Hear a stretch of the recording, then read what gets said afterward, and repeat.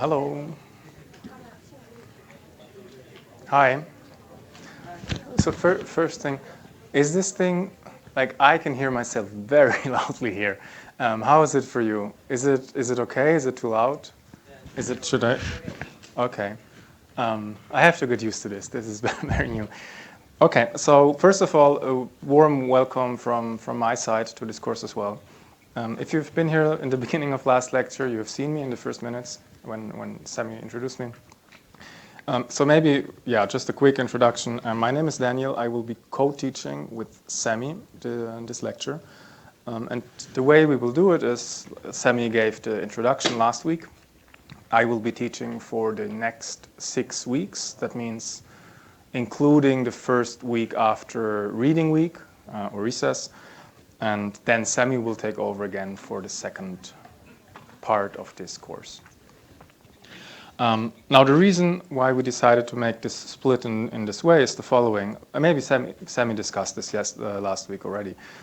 But this course roughly can be sort of grouped in two regimes. This first one, which will start essentially today, where we will define the fundamentals of this course.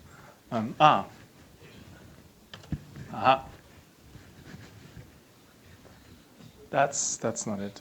That's not it. Okay.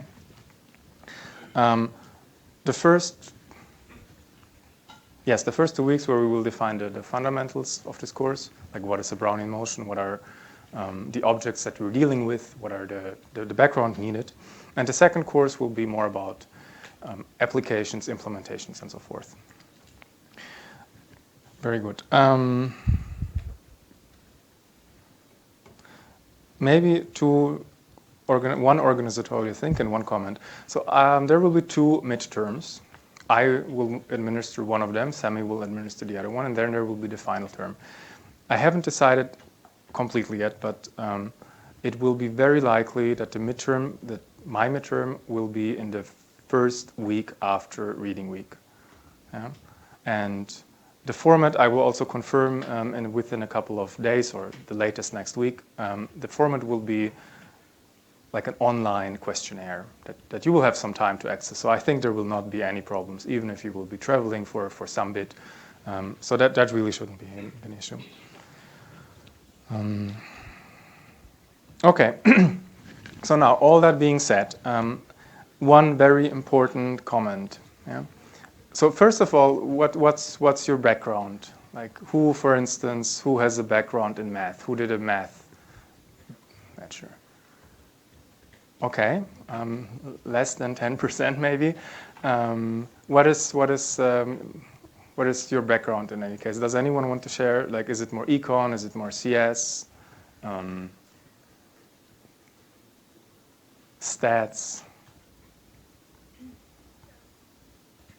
Okay, so what I believe is that this course, like what we're dealing with, are really actually difficult mathematical concepts, yeah, and like those will occupy especially the first part of this course. So don't be discouraged if you don't understand every single thing in the slides or in the lecture notes, or if you don't manage to solve every exercise or whatever. Really, don't be discouraged. It's important to grasp the concepts, to get some intuition for the objects. I will try to be as little rigorous as you can be to still get the main ideas.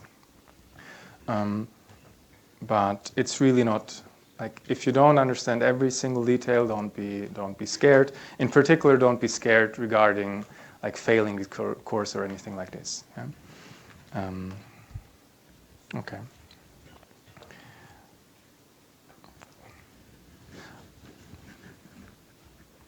So what we're going to do today is mostly we will occupy ourselves with this first point, the mathematical preliminaries.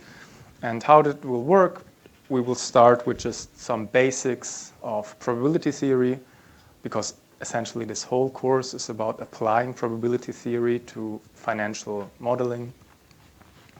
That will be relatively basic depending on how much exposure you had to probability or statistics. And then we will introduce Brownian motion and the stochastic calculus. And in fact, I believe that this is really going to be probably the hardest mathematical lecture of this whole course, because these are really like fundamentally difficult objects.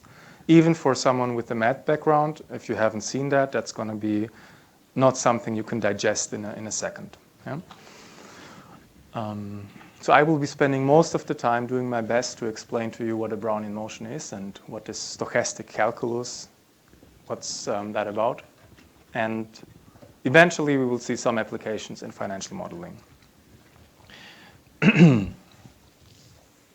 And you can ask questions at any time during this lecture, obviously. Yeah. So also maybe, yeah, there will be a break somewhere in the middle, maybe in an hour. Let's see where it fits. And so probably similar as Semi did it. Yeah, okay.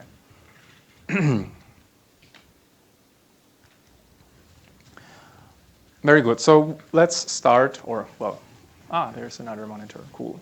Let's start with mathematical preliminaries, and in fact with this probability review. Yeah? So last week, or actually like random variables are really fundamental to quantitative finance. The reason is, I mean, it's not bookkeeping what we're doing here, but we are making predictions about future events. Yeah? And those predictions, I mean, by nature, those predictions are somehow probabilistic or statistical in nature.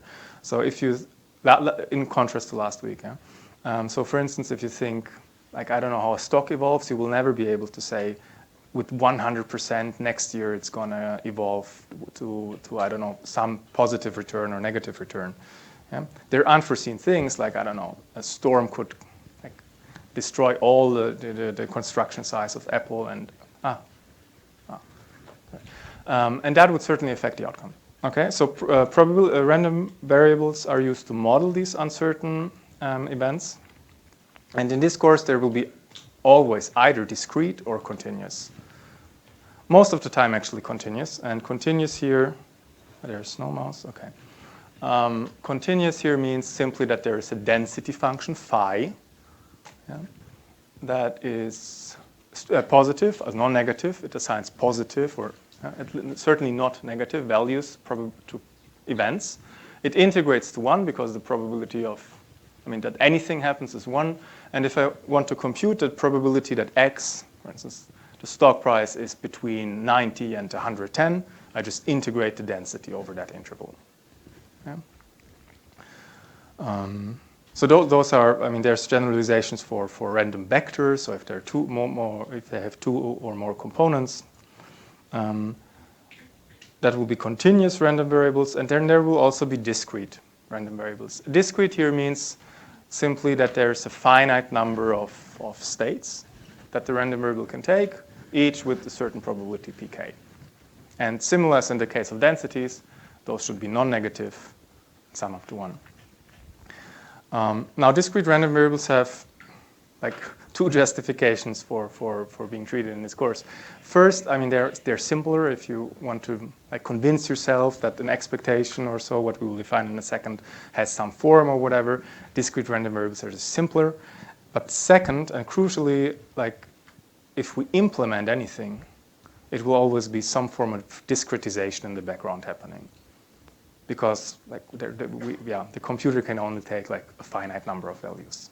So discretization will be central in this course. So discrete random variables will also appear a lot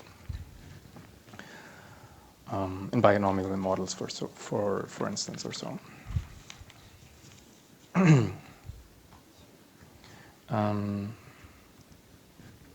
Okay, then the next concept is the cumulative distribution function. For the continuous case, this is just the probability that the random variable does not exceed a certain threshold c. So it's the integral from like all the way back from minus infinity to this threshold of the density. And by calculus, like if you integrate something and differentiate it, you get the density. Yeah. So this cumulative or CDF like here in Singapore especially, people like acronyms, so I still struggle with this a bit, yeah. So this CDF is always continuous for a continuous random variable, differentiable actually. Yeah. And one important thing is, or one surprising thing maybe to note, is that if you take the normal distribution, which again, okay, we will also recall what that is, but that's really central and always used throughout statistics and so forth. There's no, you have a density, but there's no closed form expression for this CDF, the cumulative distribution function. Yeah. Okay, maybe I'll define it also for the discrete case. Yeah. And you can tell me if I'm going too fast or too slow. Yeah, I think given the different background, it's maybe good to start a bit slower. But like if you feel that we can take it up a notch, I'm also happy to do that. So if random variable is discrete, then you will also define phi of c. If you can't read it in the background, tell me. But I think it should be okay. Phi of c is just the sum over all xk such that xk is smaller than c of pk. Yeah? So in this case, crucially, it will not be continuous. Yeah, it will jump. It will be like piecewise continuous and have finitely many jumps.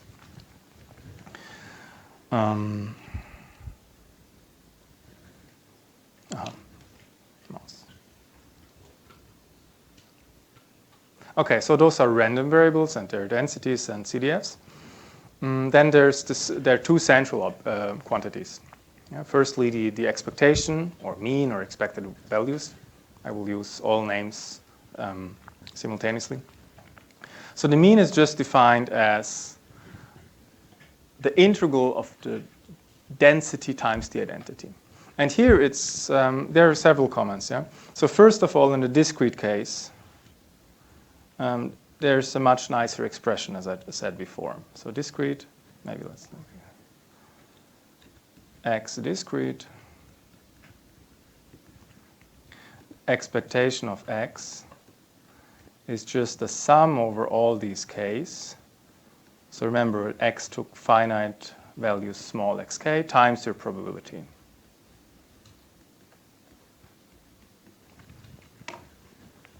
Okay? And this expectation has several, I mean, it's a central object, it has several meanings. One being, like, if you think about this somehow as an experiment and you would repeat this experiment independently often. Say you get $0 if I flip a coin, you get $0 if tail happens and $1 if heads happen.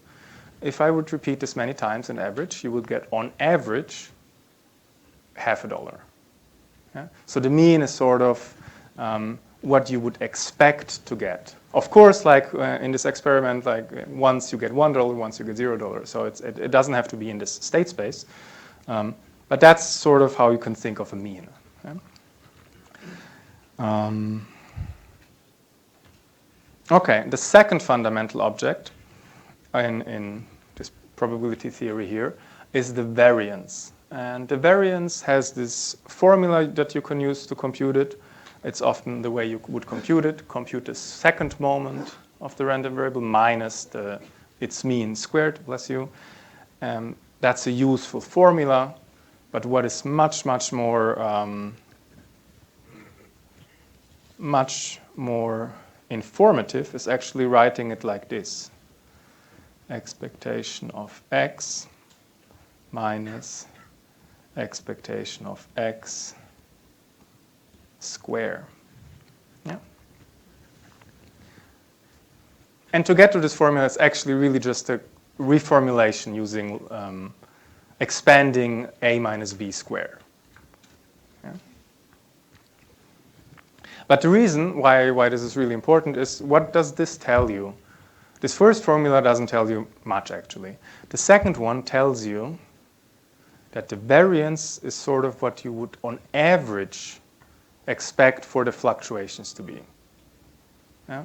So, the standard deviation, the square root of the variance. Yeah. So if a random variable has variance 100, meaning the standard deviation is 10, you would typically expect to see fluctuations of order 10 around the mean. So this is really important to sort of get some intuition. Yeah? So play with this a bit if you like, or I would advise you to do that.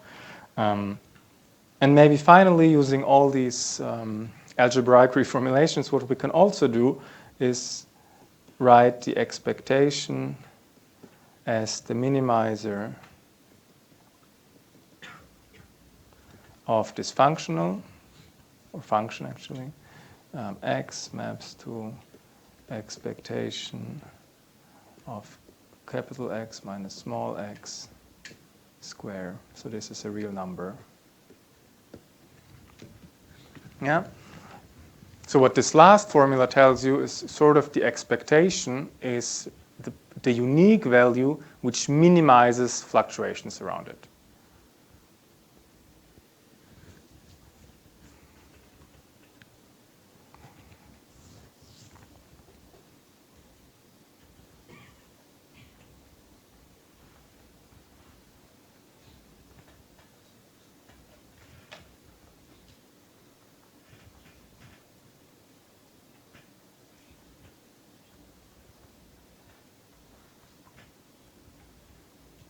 Okay, I'll let you take the picture and then, okay.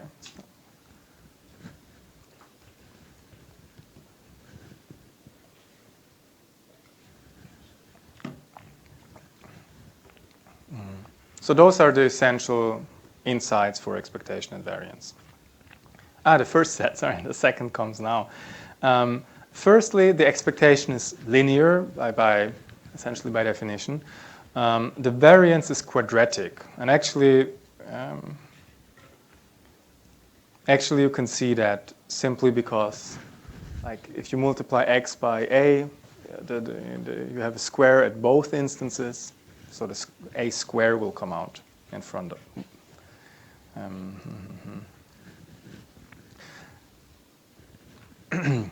Okay, and as we said before, the square root of the variance is the average order of the fluctuations. Yeah. Good. Now, if you have a function f and the random variable x, then the function applied to the random variable is also a random variable. Yeah. Its expectation is defined. Its expectation is defined like f of x times the density. And one crucial thing that is actually not that difficult, but like you wouldn't believe how often you see this mistake in exams or in sort of these situations, is that the expectation of f is not f of the expectation. Yeah? And this is really simple, but since this is so often done wrongly, I will give you an example, okay? In the discrete case. So what happens if I take a random variable x that is 0 with 1/2 probability, and is 1/2 probability it takes the value 1. So probability 0, nothing. With probability 1, you gain $1. What's the expectation? We have done this essentially before.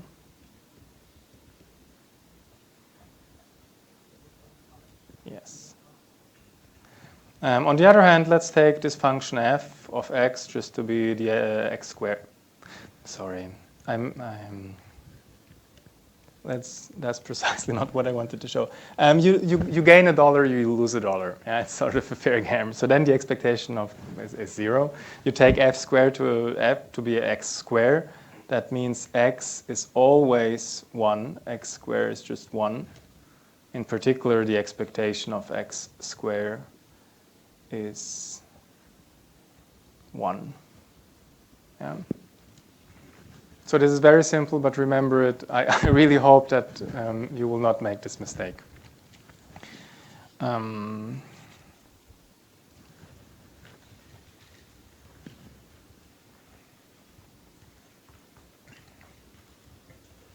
Okay, a next mistake that people do extremely often is using that the variance is linear, which it's not.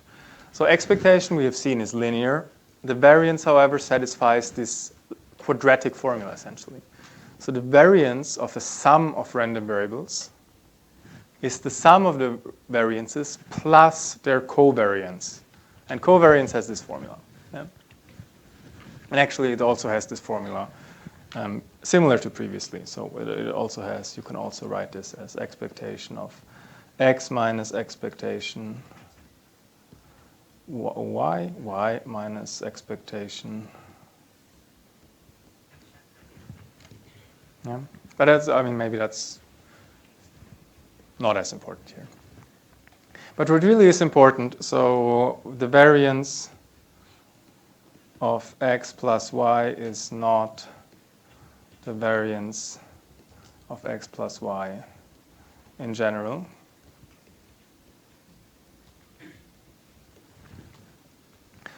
Yeah.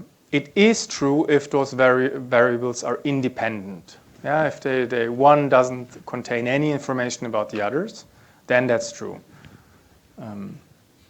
True if independent.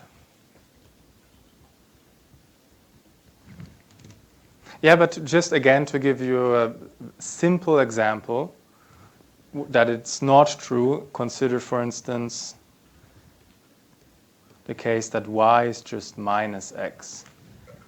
They're perfectly dependent. If I know x, I know y. X has variance, say 1. The right-hand side is 2. The left-hand side, we said variance is sort of the dispersion in the data. X plus y is just x minus x is 0. There's no randomness at all. Variance is 0. Yeah.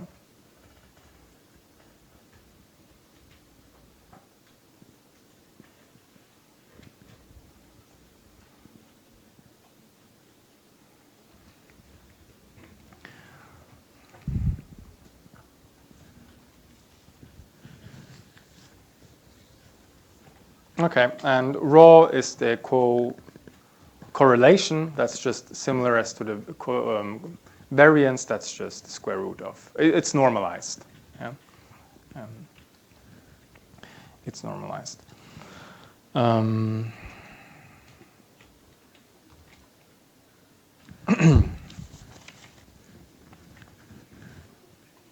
Okay.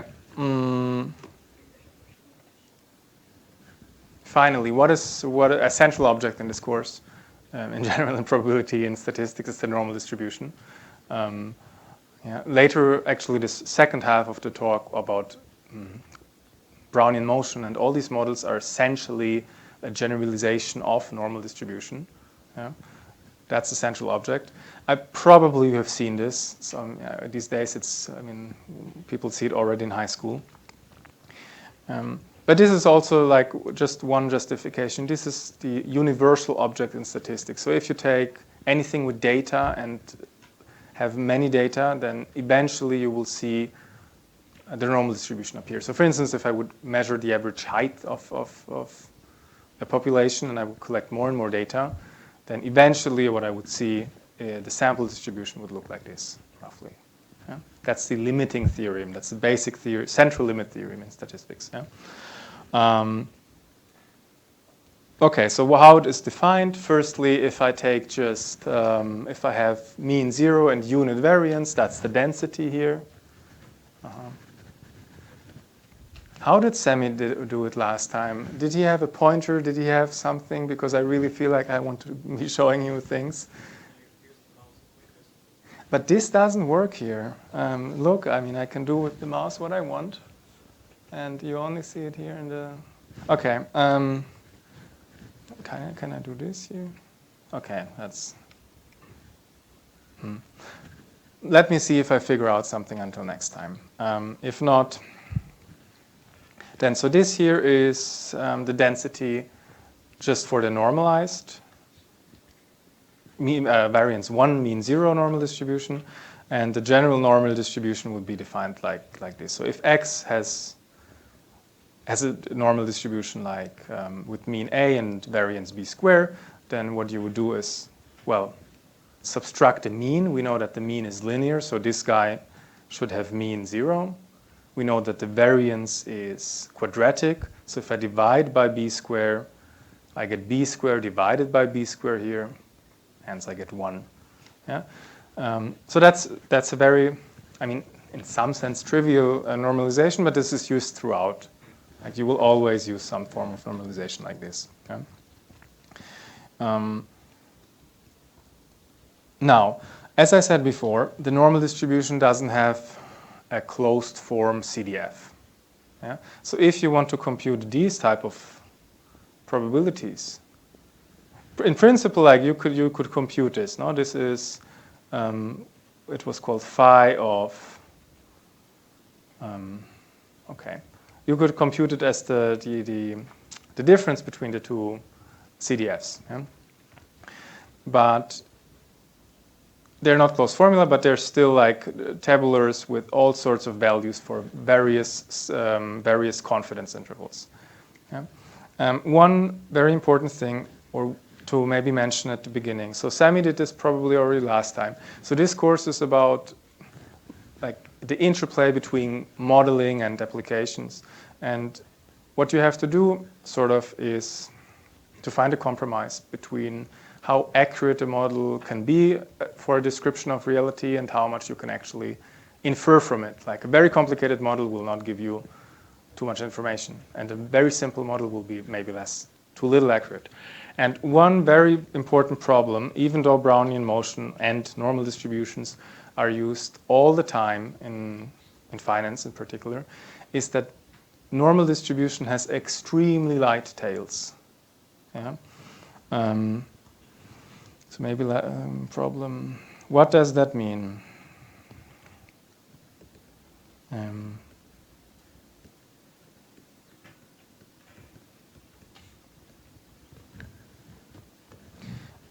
What does that mean precisely?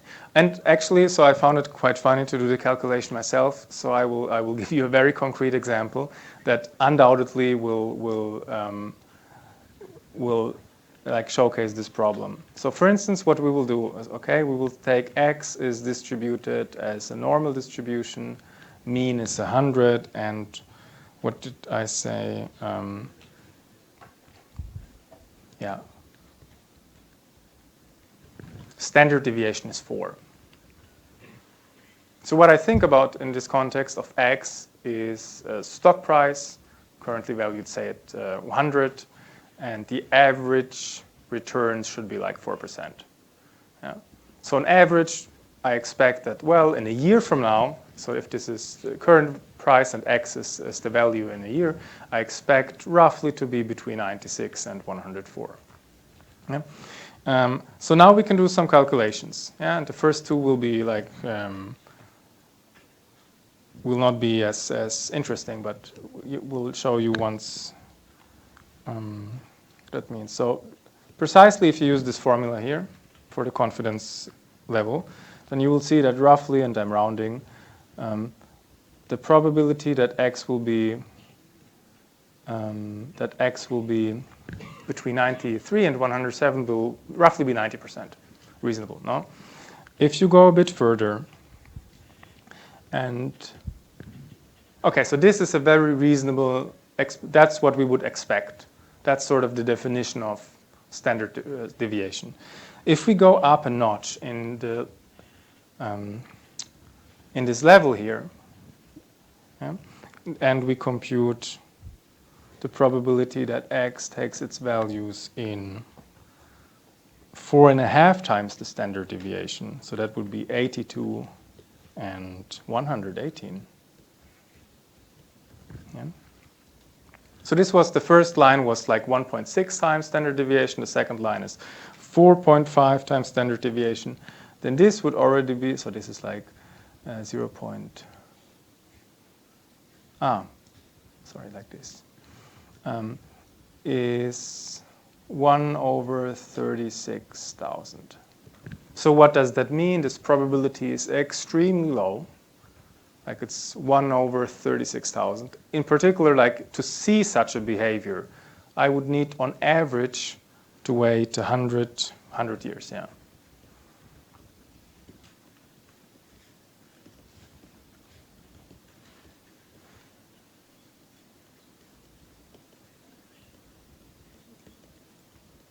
or to witness this.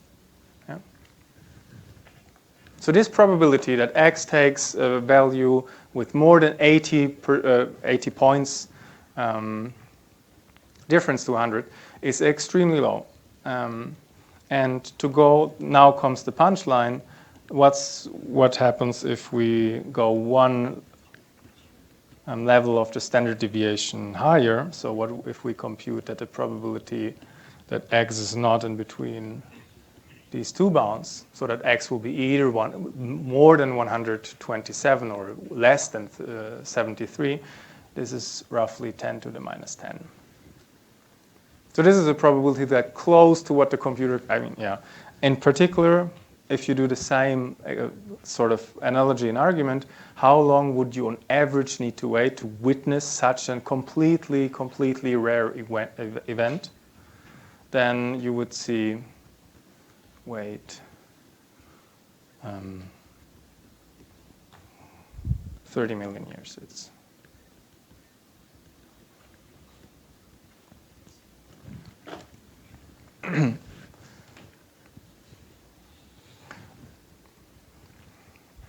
So the point that I want to make with this example, it's still like, even though we do all this theory and it's very important, and at some point we will need to get numbers, and that's the way how to get numbers, it's still crucial to remember that these models are not reality. And depending on what you want to do, you need to see if the model, if specifically that is a weakness of your model. Just to keep in mind. Yeah.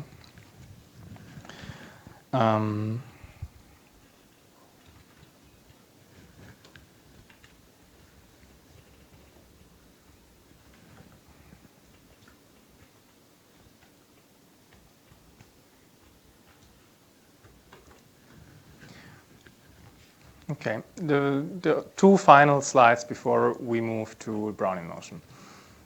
The first is moment generating function. This is a standard tool in probability theory.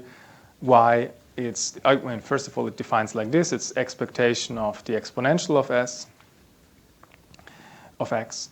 And the reason why it's useful is the Taylor, or the definition of the exponential, essentially. Remember, so exponential of, let's call it z, is 1 plus z squared over 2 factorial, plus z3 over 3 factorial, and so forth. So essentially that's the definition, or one of the equivalent definitions of the exponential. Yeah. Or the expressions if you have seen a different definition.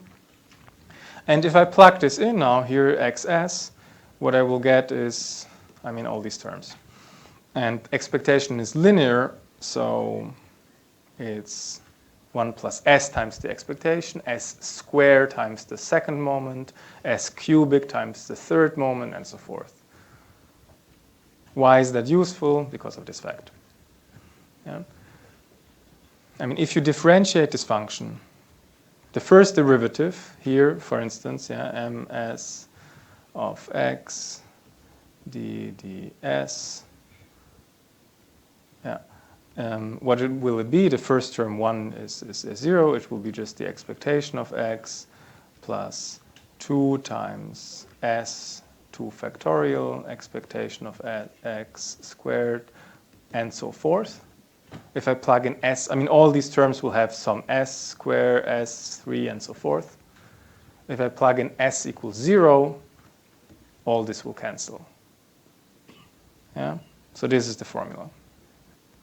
There's a one-to-one relationship between moment generating function and, well, moments. Yeah, the name says it, but it's that's the relation. And the advantage actually is the following. So this is quite hard to compute in general.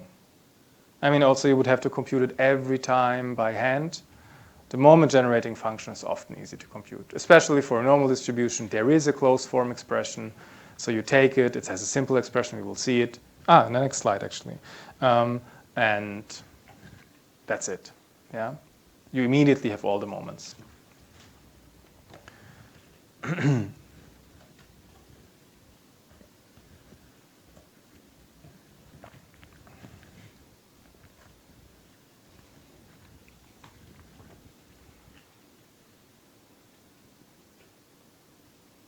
Okay. That's what I just said. If you have a normal distribution, then you can compute these moment-generating functions explicitly.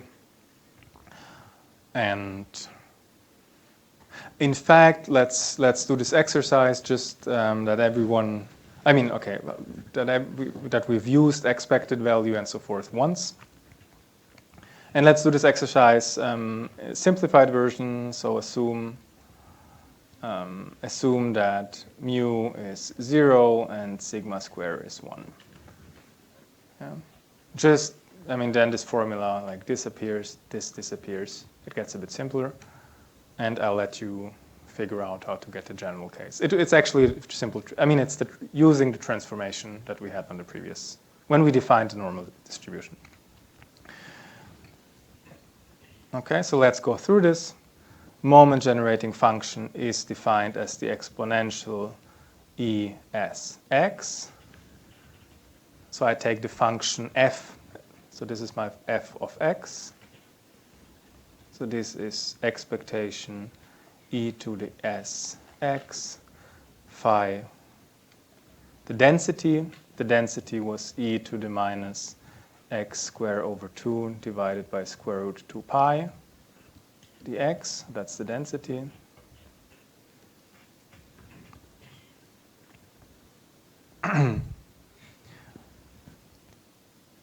Now what we use is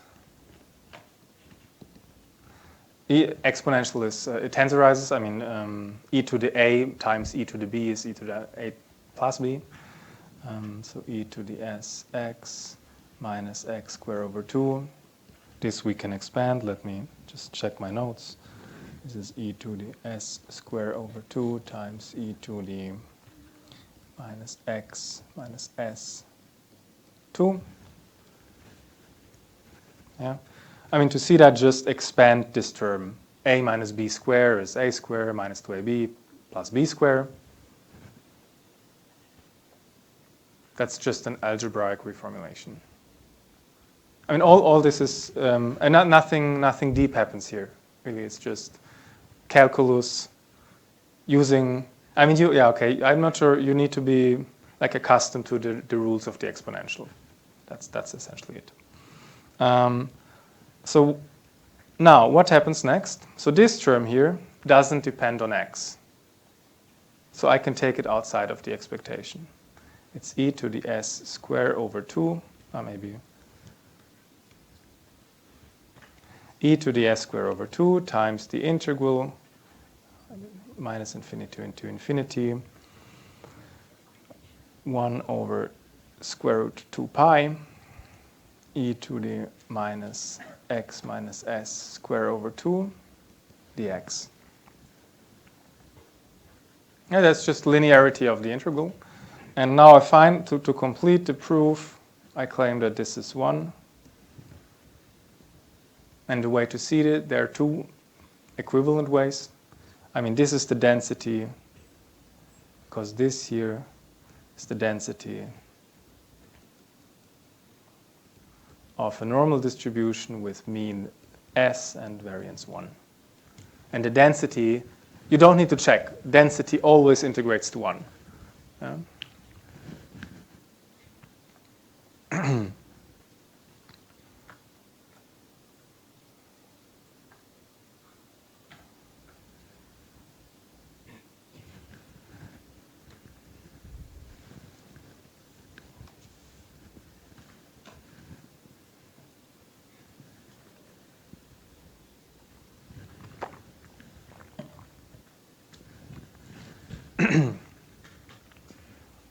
Okay, the second proof would be do a transformation of the integral. Like x, y is x minus s, dy is dx. Yeah? But I mean, you don't actually need this.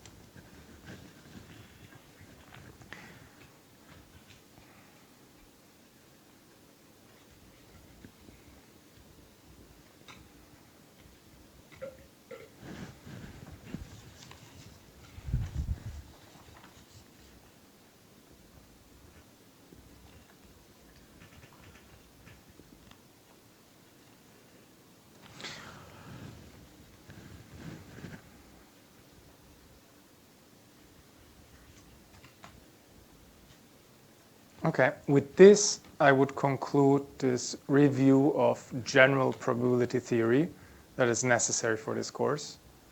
And I would start talking about the more advanced stuff, the Brownian motion. At least in the beginning, and then we after I introduce it, we do a short break, and maybe in 10, 15 minutes.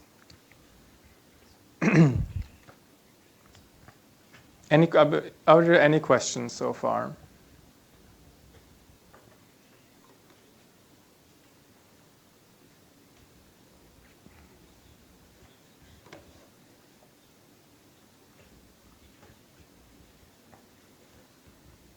Okay.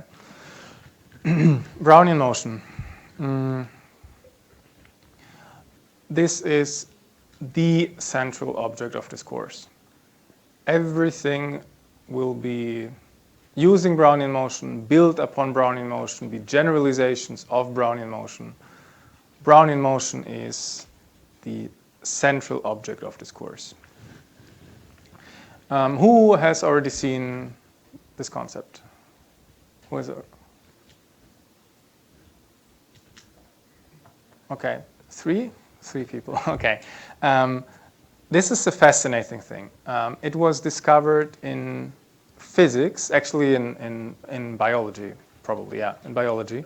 And how it was discovered will also explain the difficulties. It was discovered by looking through a microscope at pollen on the surface of water. And this pollen evolved so quickly that no physical model could describe it. Yeah? So no physical model was able to give an explanation why they behaved the way they behave. And roughly at the same time, I think, I should have looked up the dates, but maybe you can look up the dates if you're interested. Louis Bachelier has seen that the Brownian motion should be describing the evolution of financial markets. Because the same thing happens, and I'm going to explain that, is that no classical physical model is able intrinsically to describe the evolution of financial markets. And yeah, the explanation is actually relatively simple. Yeah, so this is a path, or one path of a Brownian motion. A different path will look very differently. But this is one path. And what you immediately see is, first of all, just by looking at it, it looks relatively, comparable to a certain stock price, maybe. But you will immediately see it looks very non-smooth. Yeah? A typical function that you would draw looks very different. And you can ask now yourself, and that's what happens with this pollen, is it just because I'm looking from it from a very big distance, so maybe this is a year, yeah? Is actually if I look on the price differences in a week or within a day, does it start to get more regular? Like, is it just a macroscopic phenomenon that it looks so irregular? And the answer is no, it's a microscopic phenomenon, just as with the pollen. And the explanation here is very simple, actually. So suppose that instead, what I mean by this, if you zoom in, it will look again similar. Right? If you zoom in here, it will look again. It will again look very irregular. And the explanation actually is, once you hear it, it's not too difficult. The claim I make is a continuous function simply cannot describe the evolution of stock prices. Yeah? Think about it. So instead of this function, say the function were a bit smoother, yeah? Like this. Maybe this is a day or this is whatever, a week. Suppose that this was the path of a stock price, the future path of a stock price. So today, say we're here. What would you do? You can invest, of course, in this market. Otherwise, the exercise is not that interesting.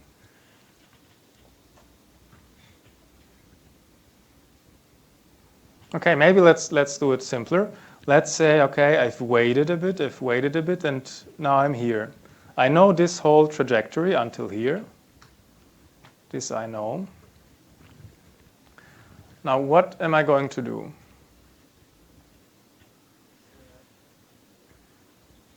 Buy. Yeah, because you know, like, this is tomorrow, here's tomorrow. You know, like, the derivative is positive. It's a differential function, so it will only go up. So if you buy here, you will certainly make profit. That's the future time. And similarly, if you would be here, same question, you would sell. Yeah. Because you know, like, in a small time interval, you will certainly make profit again. Yeah.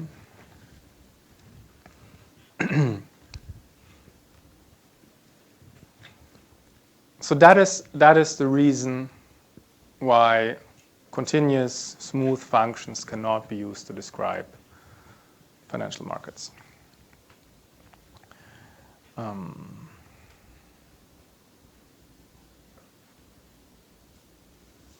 Okay. The downside, what's the downside? This is a nasty object, obviously. Yeah, so a smooth function, we know how to deal with smooth functions. We have seen this since calculus 1 in high school. We can differentiate and so forth. Here, what will turn out, and this is actually quite surprising, we will need a completely new calculus. Yeah, we cannot differentiate, but we still want to do something with this object. Something more than just staring at it, doing some computations. So we will need to introduce a new calculus. Yeah? And this is also why I said in the beginning, this lecture is going to be probably the most challenging if you haven't seen this yet. Yeah?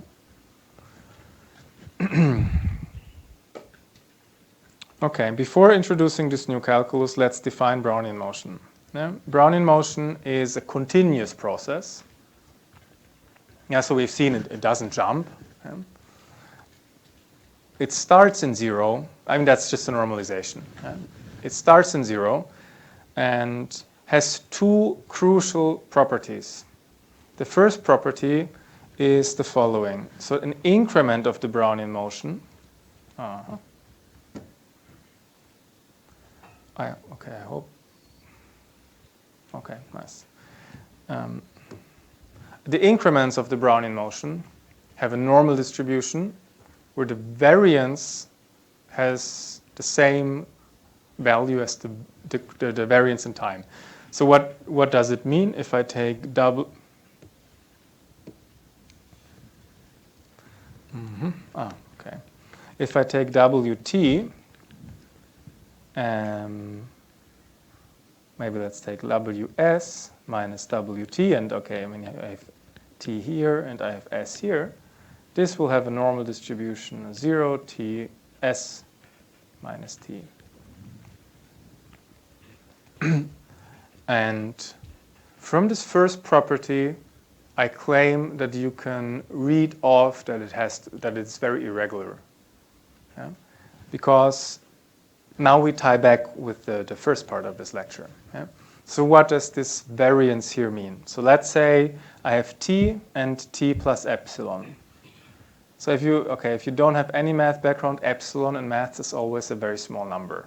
Yeah? So epsilon is 0.01 or whatever. Epsilon is small. I'm just writing it like this so I can write it, but actually T plus epsilon is here. Yeah? Okay, then what did we say before?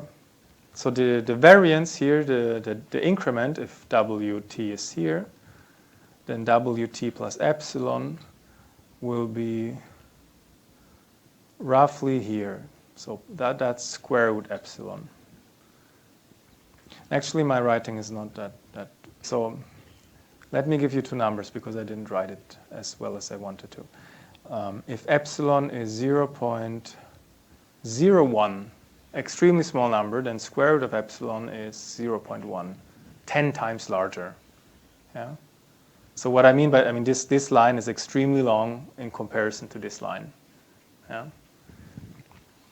So what that means, the average jump, if you look between, now and now plus a tiny increment, is actually a very big increment.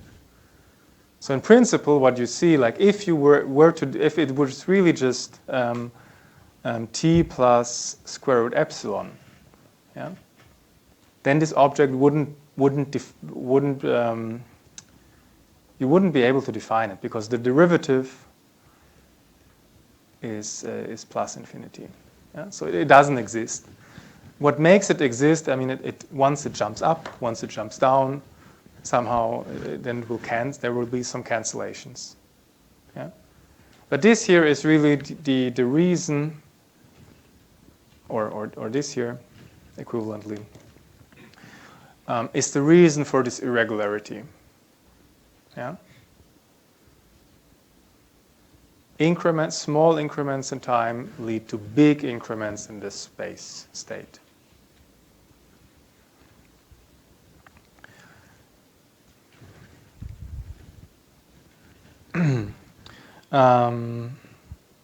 Okay, and the second property is the increments are independent. Yeah. So in particular, like if I know that this Brownian motion today has a certain value, then I cannot infer anything about the increment to tomorrow. I know that the value tomorrow will be, well, I know that it's a normal distribution with the mean of the value today, but I don't know anything about the increment. I cannot say just because, like previously the price evolved like such and such, I will likely make some profit in the next episode or anything like that. That's not possible. The increments are independent. So those are the two essential properties of Brownian motion.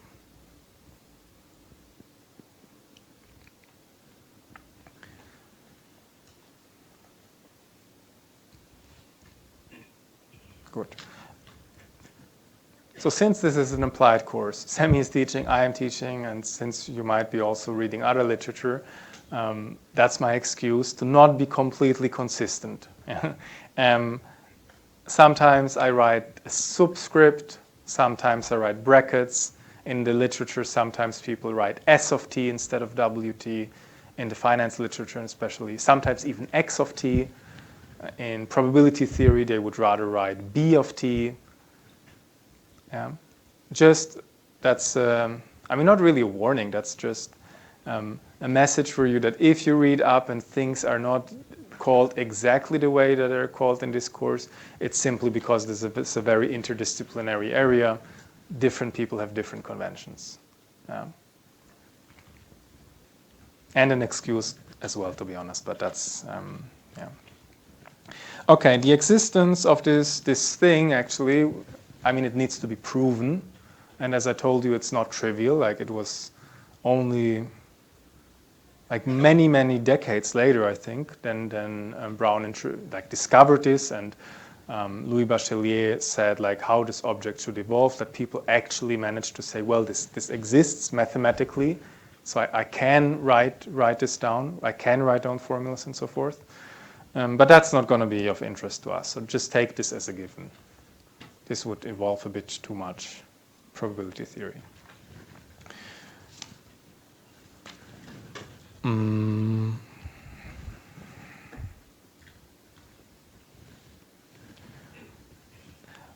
Okay, so either you decide. Either we do a break now, or we do sorry. I'll decide. We will not do the break yet. One important thing.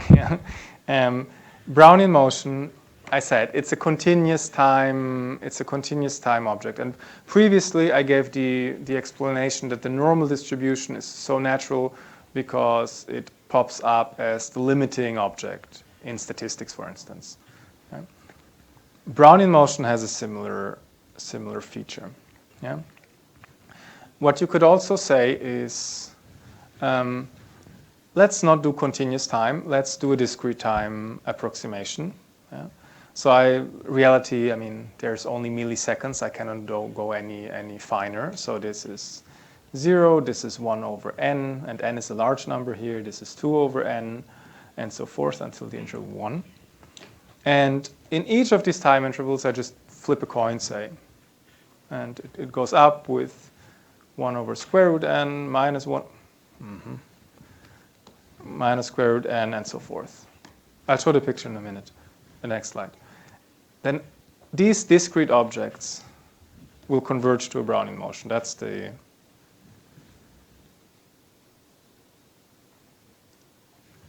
slide. Yeah? So if you do this discrete approximation of reality, yeah, and if you're, I mean, if you don't discretize, I don't know if you can read it, that's 5. Yeah, if you just discretize this interval into 5 subintervals, you will get this blue curve, which doesn't really look like Brownian motion. But once you get finer and finer, like the green, red, and eventually this orange curve, where you have discretized this interval here into 1,000 subintervals, I mean, no one of us could tell, is this a Brownian motion? Is it not a Brownian motion? Like just by staring at it. So what happens is that this is this statement here. These discrete random walks converge to a Brownian motion. Precisely, they converge weakly, in weak topology. But what is, I mean, you don't even need to know what that means. What essentially this convergence means that everything that we're interested in doing, pricing, hedging, whatever, under these discrete models, it will, if I discretize enough, it will give essentially the same values as if I do this continuous Brownian motion. Yeah.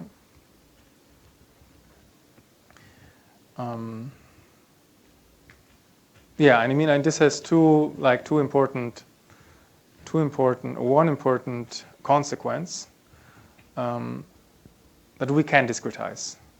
Yeah, we can actually, if we have problems involving Brownian motion, we will see that the next or in the lecture after that, like binomial models, if we do calculations in binomial models, which we can actually do quite easily, implement them, it's actually a good approximation of reality if we discretize fine enough. Yeah.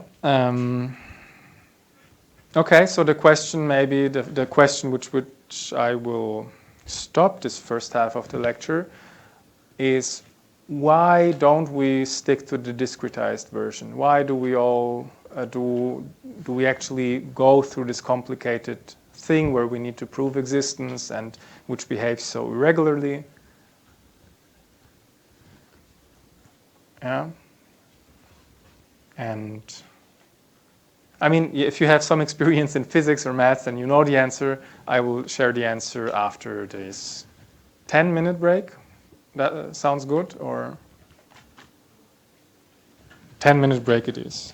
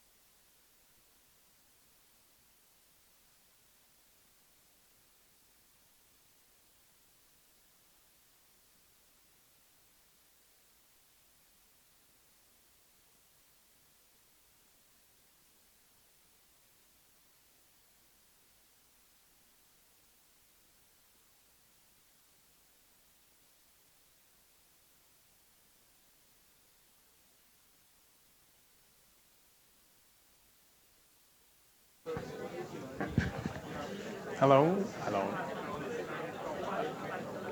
Okay, let's return to the lecture.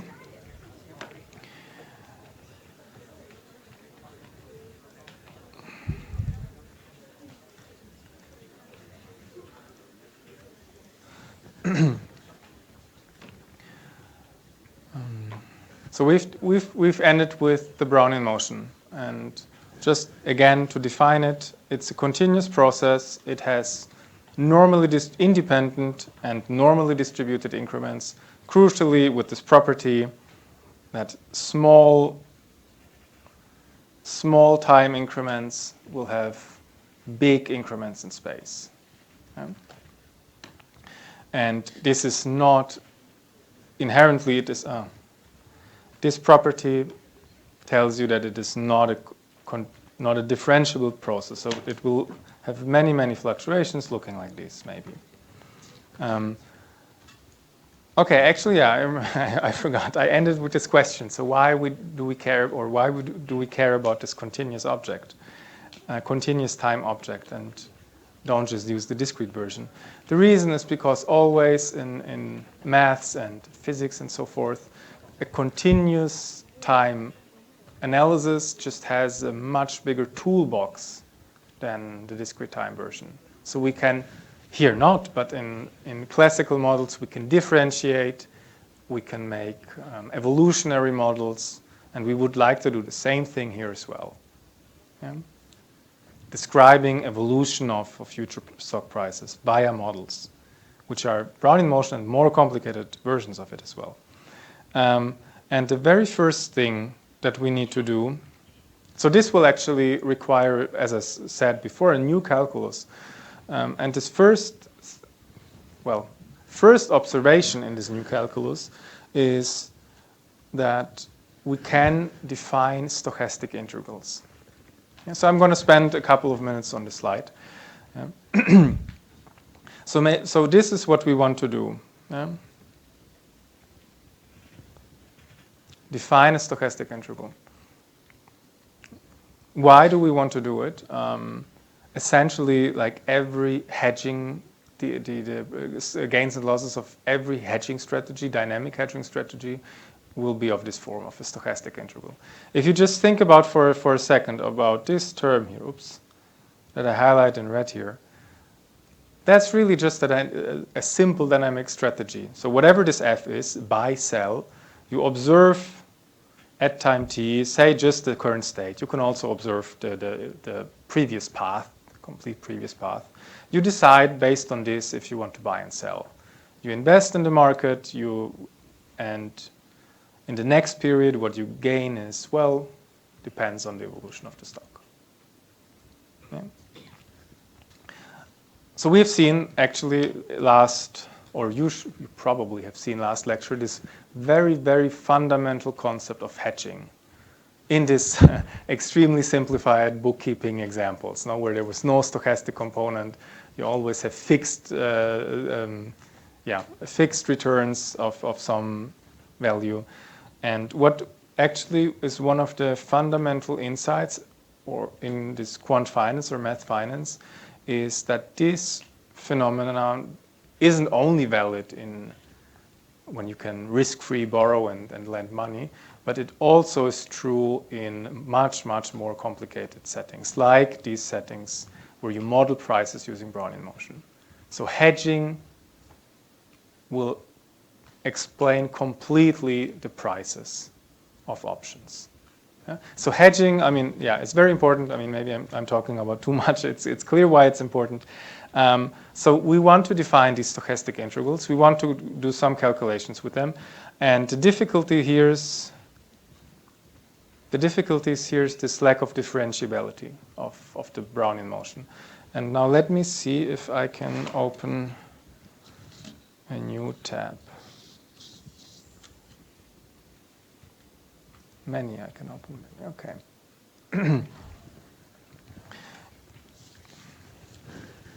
So this is what you. No. Okay, cool.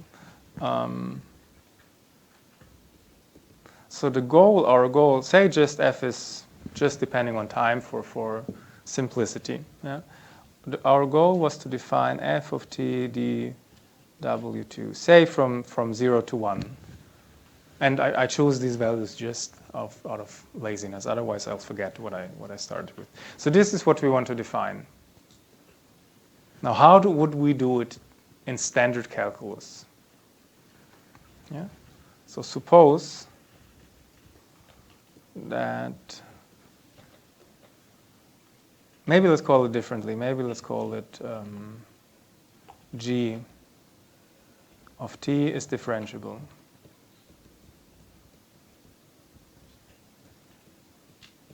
I know that the Brownian motion is not differentiable, and our goal is to define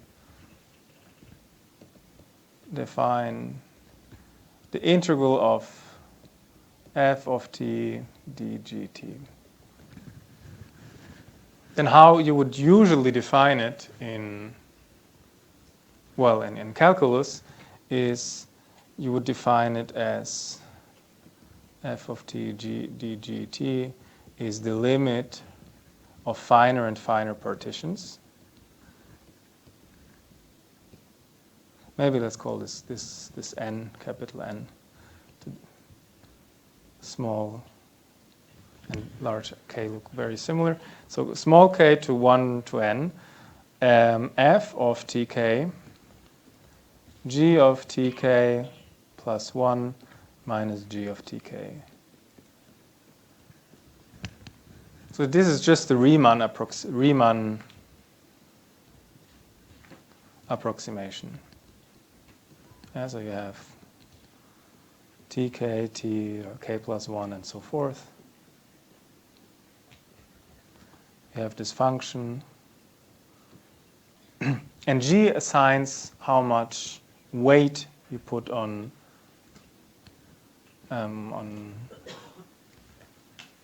how much weight you put for this interval.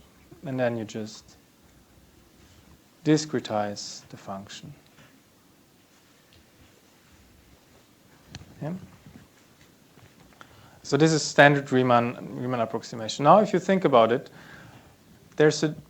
these numbers tk plus 1 and tk are very, very close to each other. So this is actually fairly well approximated by just the derivative of g, because we assumed that g is differentiable, tk plus 1 times tk. And that's essentially the definition of the derivative. Yeah? A local linearization. Okay, so by the same definition of the Riemann integral, this is just f of t g prime t dt.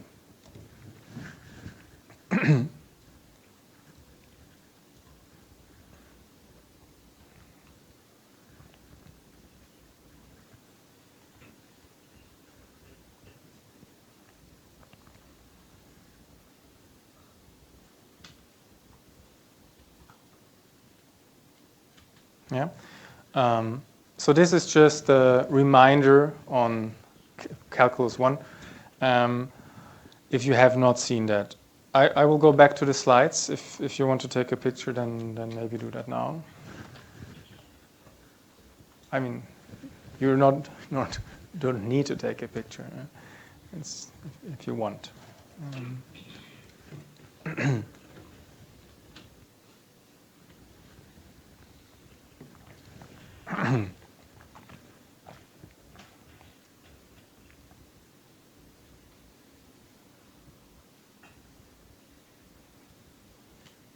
Okay. Mm-hmm. Oh.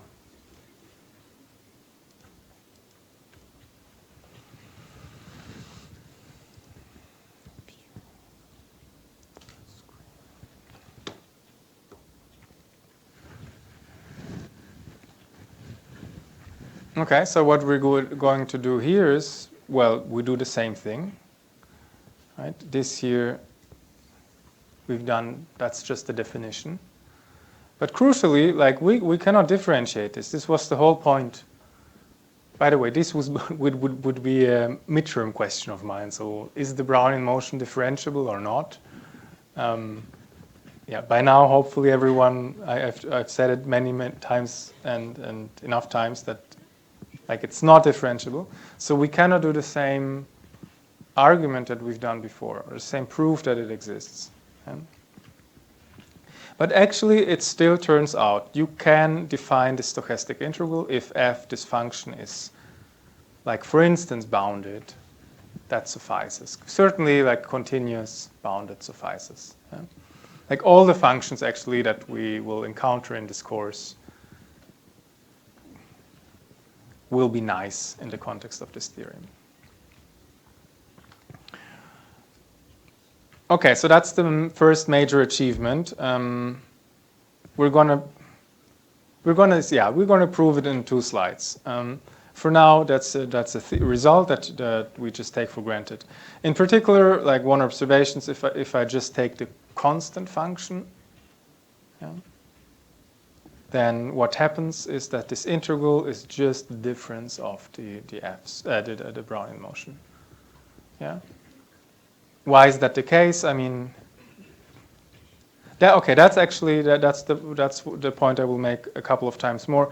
Like whatever property you want to prove, or you're going to be asked to prove involving stochastic integrals, you will always prove using this discrete approximation.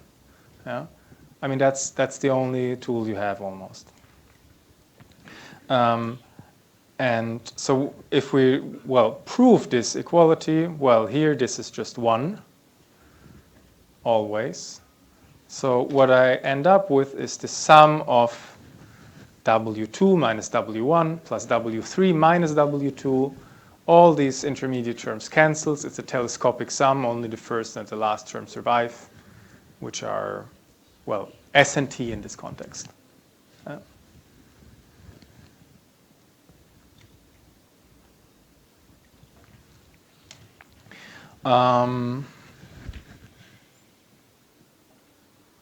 Okay, now again, like a word of warning, like many people, including myself in a couple of slides, will write the derivative of Brownian motion as white noise. That you will see in all physics books, like similar how you would define integral against Dirac's for people who have some background in physics, like formally as a distribution, in the Schwartz space. Similarly, you write it here, both in physics and in math finance, often that way. Yeah. Is this only like a formal way of writing it? This derivative doesn't exist. So white noise, I mean, it doesn't exist. It's just a formal way of writing. Yeah? Because sometimes it's very neat to write this expression and not keep track of all the integrals and so forth. But yeah, bear in mind, this is really a formality to make notation simpler. Not, this really, I mean, I'm making this point over and over. This doesn't exist. Yeah? Okay.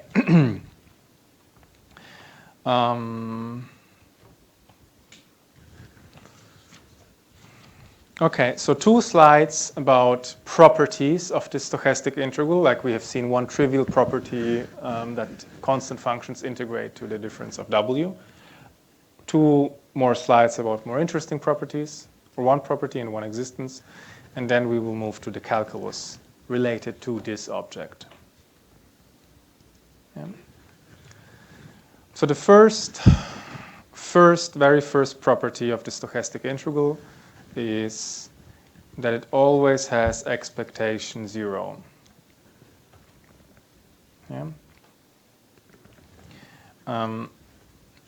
Intuitively, or in this context of this course, what does it mean? Remember, previously I said the stochastic integral is essentially a dynamic hedge, or the sums of gains and losses achieved by a dynamic hedging strategy.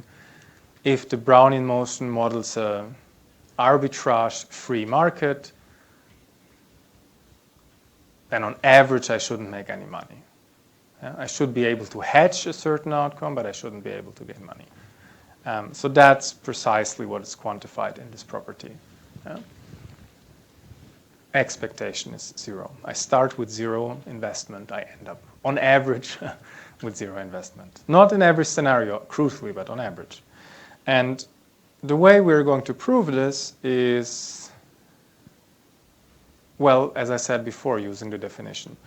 In fact, I'm not sure. So yesterday, people wanted me to explain this a bit more, this inequality, the proof. Maybe let's go through this and let's see. Maybe let's do the second in a bit more explanation. So what we do is here, this stochastic integral by definition is the limit of this discrete approximation. So this first equality is really just the definition. Now the second property is I can take the limit outside this expectation. In this course, I will always be able to do that. So expectation is continuous. Like if you have a continuous function, you take a sequence which converges. Yeah, f of this continuous, f of the limit of the sequence will be the limit of f applied to the sequence. That holds true for this expectation in this course. And so I can take the limit out. So that was this term. Next, expectation is linear. So expectation of this sum of k is the sum of the expectation. Yeah. So this is a property you will always use. Expectation is linear. Yeah. So this is the sum. F in my proof here just didn't depend on W. So it's also just a number, a non-random number. So by linearity, I can also take this f outside the expectation.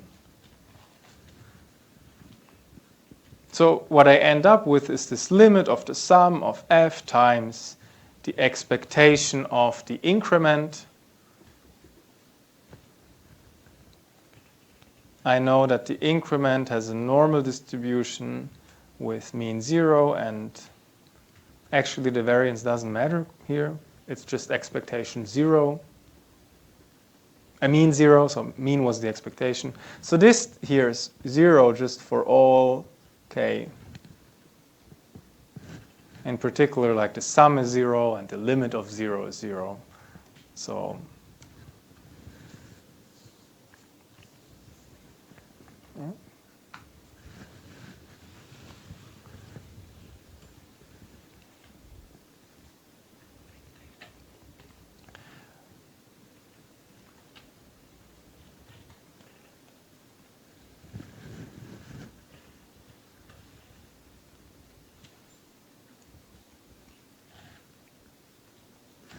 good. And again, I said it before, but I mean, you can ask questions in this course. It's not forbidden. And I would appreciate it, to be honest, but okay. Yes?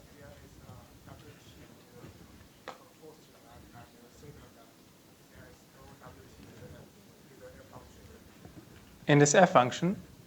Yes. So this is because I simplified the proof. The advantage is that now you can really take it out. If not, then what would you would need to, so for general f of t, wt, and this is now a bit less rigorous because we haven't introduced these concepts, but I'm going to explain it. But it perfectly suffices if you understand this proof if f is just deterministic. So what you do the same thing. You end up with the sum of f tk ftk wtk times wtk plus 1 minus wtk expectation. Yeah? So you have all of this, you still have. So limit sum k. Okay, here it's called k. K goes to infinity. K equals 1 to k. So what I claim is that this is again 0. And the explanation is the following. So not all the Brownian motion has two properties: independent increments and normal increments. Here in this proof, we only use that the increments are normal.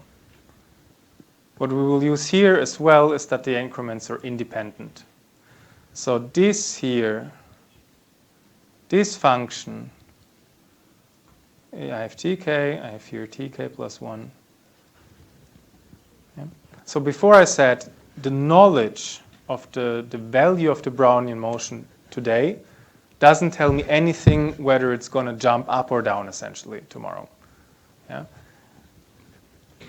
So if that is the case, and condition on the information today, I have no informations about future values, then what you can use, formally this would be the Tower property, but you could also just say that if you have two random variables which are independent, then their expectation is the product of the expectation. Yeah? So use x and y independent, expectation of x, y is expectation of x times expectation of y. And in our context, x is that, y is this guy, y has expectation 0.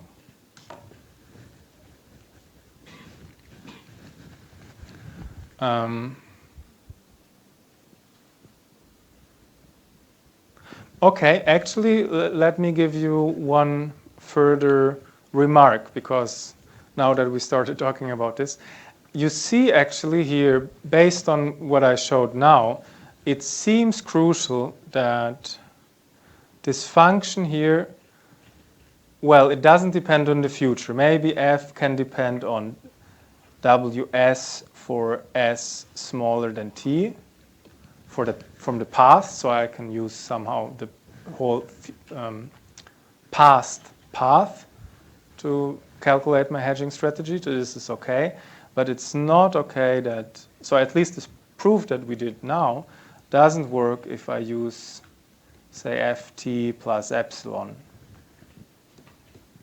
Yeah? And indeed, for such functions that look into the future, I actually cannot define the stochastic integral. Yeah?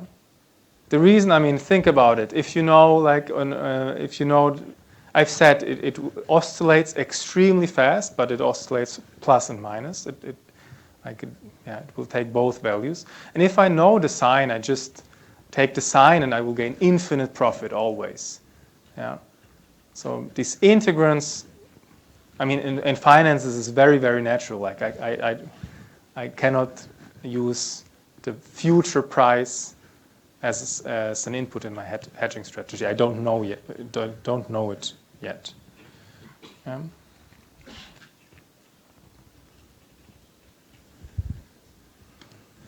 Okay, this slide looks messy. Okay.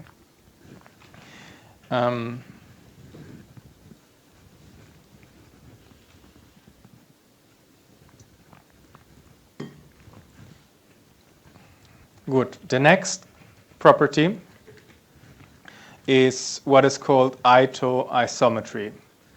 This is among, I mean, the first one is just that the expectation is 0, but the Ito isometry is really central to even defining stochastic integrals. So what does it mean, first of all? Like, what's the interpretation? We have seen that the stochastic integral has expectation 0. So on average, it's 0, regardless of the strategy that I choose. Yeah? Whatever strategy, I can do almost nothing. I can do crazy investments, buying, selling, every time. It still has expectation 0. But when it comes to its variance, so this is here the variance of this stochastic integral, because it has expectation 0. Yeah? I'm not going to write it. I'm not going to write it here because there's too little space. But it's the variance of this term, of course. this will be the average in time of my hedging strategy, F. So you see that if F is small, so I don't trade like crazy, the variance will be very small. On the other hand, if I buy and sell all the time, a large volume, this will be a large as well. Which, I mean, it makes sense now, intuitively.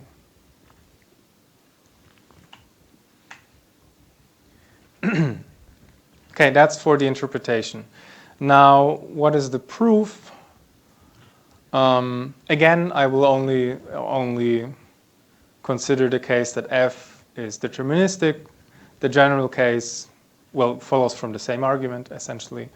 But it's not important for this course. Yeah, if you understand this case where F is deterministic, that's more than fine.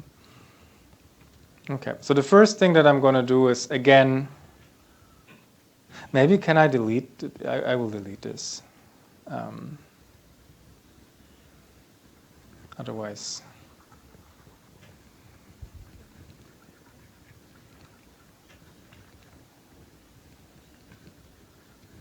okay. Maybe I can also choose a different color. Okay. So the very first thing that I will do is, as always, just use the definition. So this is, by definition, the limit of these sums. So as before, well, I can take the limit outside. The square is a continuous function. Expectation is a continuous function. And second, what I will use is, well, if you have k goes from 0 to k, any numbers ak, whatever those numbers are, if you do the square, then it's just k 0, L 0 to k, ak times al. That's really just a generalization of a plus b square is a square plus 2ab square plus b square. If you think about it for k equals 2. Yeah?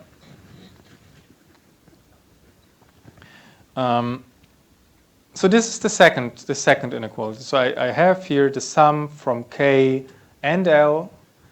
I take the sum outside of the expectation because expectation is linear. So that sort of explains this inequality.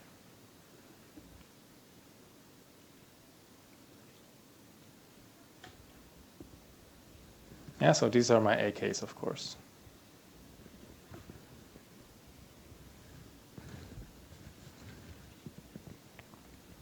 Good. So now, what happens next? So this is the crucial equality. Yeah? And this is precisely the argument we had before. Yeah?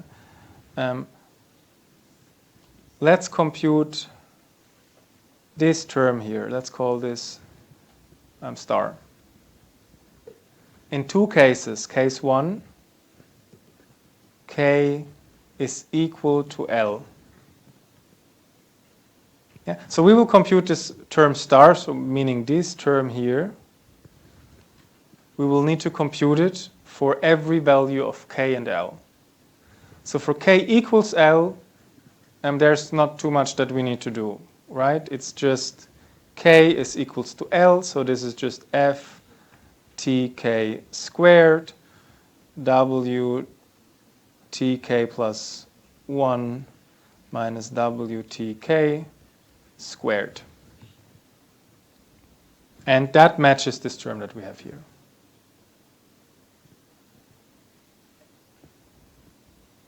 Okay. So the second case is the more interesting case. And here I claim that this term is 0.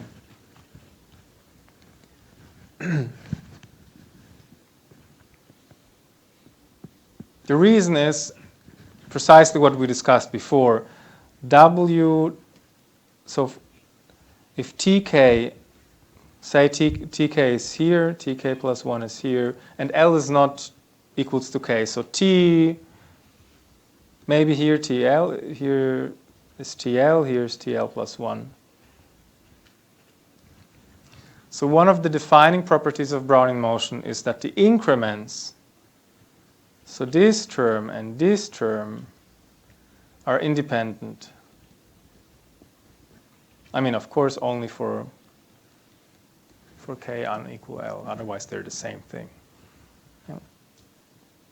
So these increments are independent. If I have independent random variables, their expectation is the product of their expectation.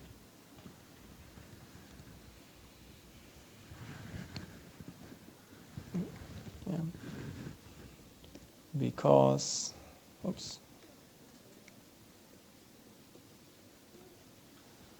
WTK plus 1 minus WTK and WTL plus 1 minus WTL are independent.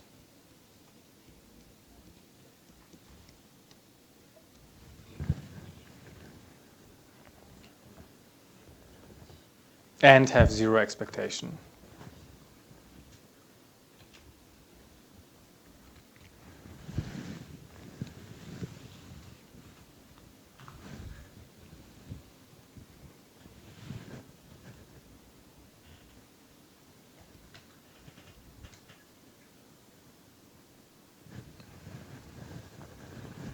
Okay, with this computation out of the way, we are left with this term here.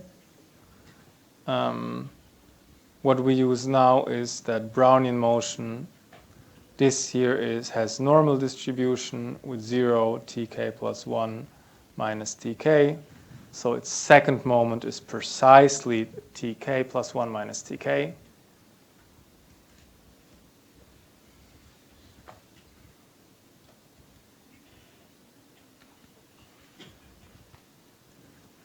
And I mean, this is, as we've seen before, this is just the integral of 0t f of t squared dt. That's the Riemann approximation of this integral.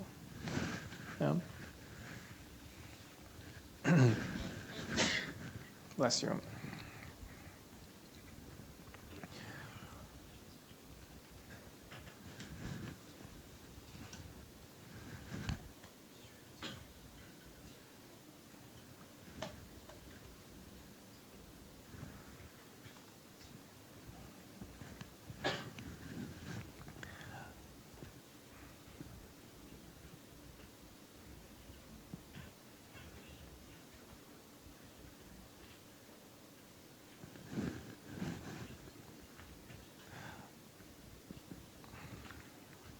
Now, let me maybe say once again, so if you don't happen to have a background in maths or something related, I can imagine that this is a bit much to take in maybe. And again, you don't need to understand all the arguments and every detail. And I mean, what you should take away from it is if you want to prove some statement of this form, what's the way to do it? And what's the properties that you need? Because like it's always crucial to also understand. Well, I mean, this is a math course at the end of the day, so it's also important to understand how to deal with these objects and how to make math statements. Okay, final property of Brownian motion that is, or Brownian integral is that if you take a deterministic function, now here it is important that f doesn't depend on omega, on w, then this guy will have a normal distribution with mean 0 and variance the average of f. Yeah. So this, by the way, like this here, of course, matches this term. If f is deterministic, meaning that f doesn't depend on w, yeah, then also you don't need an expectation. there's no randomness. F is just a function that depends on t. There's no probability involved. Yeah? So it's consistent, that's what I want to say. Yeah? We didn't prove a contradiction. Okay. So the first two properties are very important. The third is good to remember. I'm not going to prove it. It's just like if you have independent sums of normals, they will also again be a normal distribution. You just need to do the same, like the very same argument as in this line. But I would also not deem it as important as the first properties. Yeah. Good.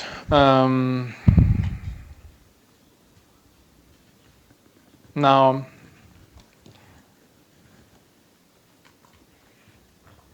feel free to relax for 2 minutes and ignore the next slide if you're not interested. This is just, I'm a mathematician by training. I wanted to give you an existence proof of the stochastic integral, yeah, that this limit exists. Only look at this slide if you're interested in the math. That's not going to appear in any form of exam or anything. Yeah. So we've done calculations involving the stochastic integral, but we only had this theorem which tells you that this limit exists. And the way you can prove it is actually not that difficult. It's an application of this Ito isometry. And it's 4 steps. Yeah? Can define. Yeah, I forgot to write this word here. So we can define the stochastic integral for functions that are piecewise constant. Yeah, that's just there's the sum. Like there's no limit then. It's just the sum. It's always well defined. Yeah? So this means piecewise constant. So f, this is like f. Yeah? I have a time grid and that's f. We can define it, no problem at all. So the Ito isometry we can also get for piecewise constant. That's the second point. We can also get for piecewise constant functions because again there's no limit. It's just a sum. Yeah? You only have to argue that this limit exists. So it's well defined for the sum. So I get this Ito isometry for piecewise constant functions. So finally what I'm going to do is if I have a function f, yeah, I'm going to, oops, that's, well, not a nice function. Okay, if I have a function f, I will approximate it by finer and finer piecewise linear functions, piecewise constant functions. This will be the first approximation. This will be the second approximation. I will do it in such a way that they converge. Convergence here is just that this integral error converges to 0. And that's just, I mean, this picture tells you that you can do it. If you look from it like in the back, and if you're in the very last line, you will probably almost not see a difference between the orange and the black function. Yeah? And that's it. By this converges to 0, which means that this here will also converge to 0 essentially. Yeah? Formally, like it's a Cauchy sequence, and hence a limit exists. Yeah?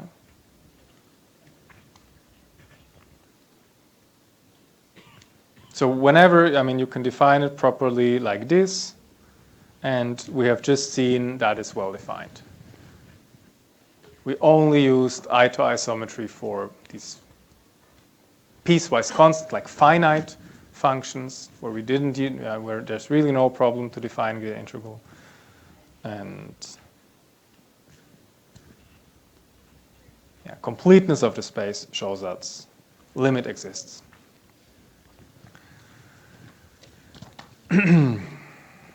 Okay.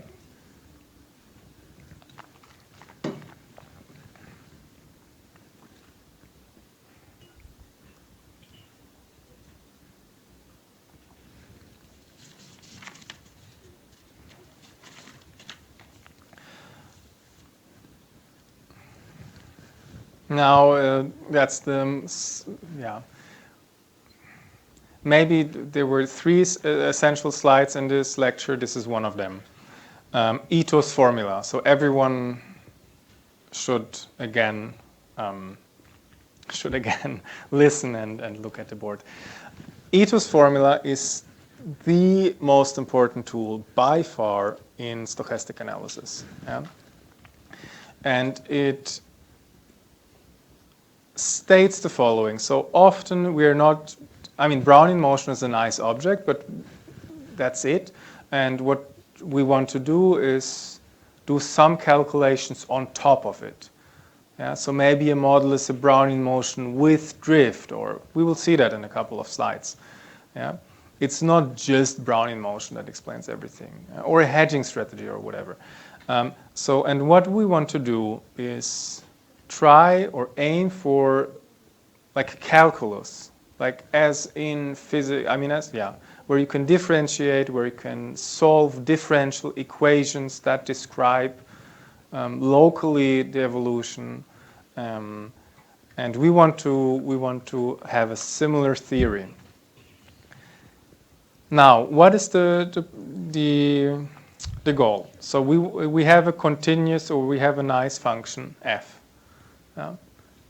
as smooth as you want, like 100 times differentiable. We want to what is the like infinitesimal change in the function in t. Yeah? So we want to know what is the derivative, and if, again, question, is Brownian motion differentiable? That's a prep for the exam. No, it's not. So if it were differentiable, what we could do is just apply two-dimensional calculus. Yeah? The differential of a function applied to another function is just, well, I differentiate against f in the first coordinate in t. That's good. I differentiate f in this coordinate, in the second coordinate. That's always called x here. Plus, I differentiate w. Yeah? That's just, really, that's just calculus.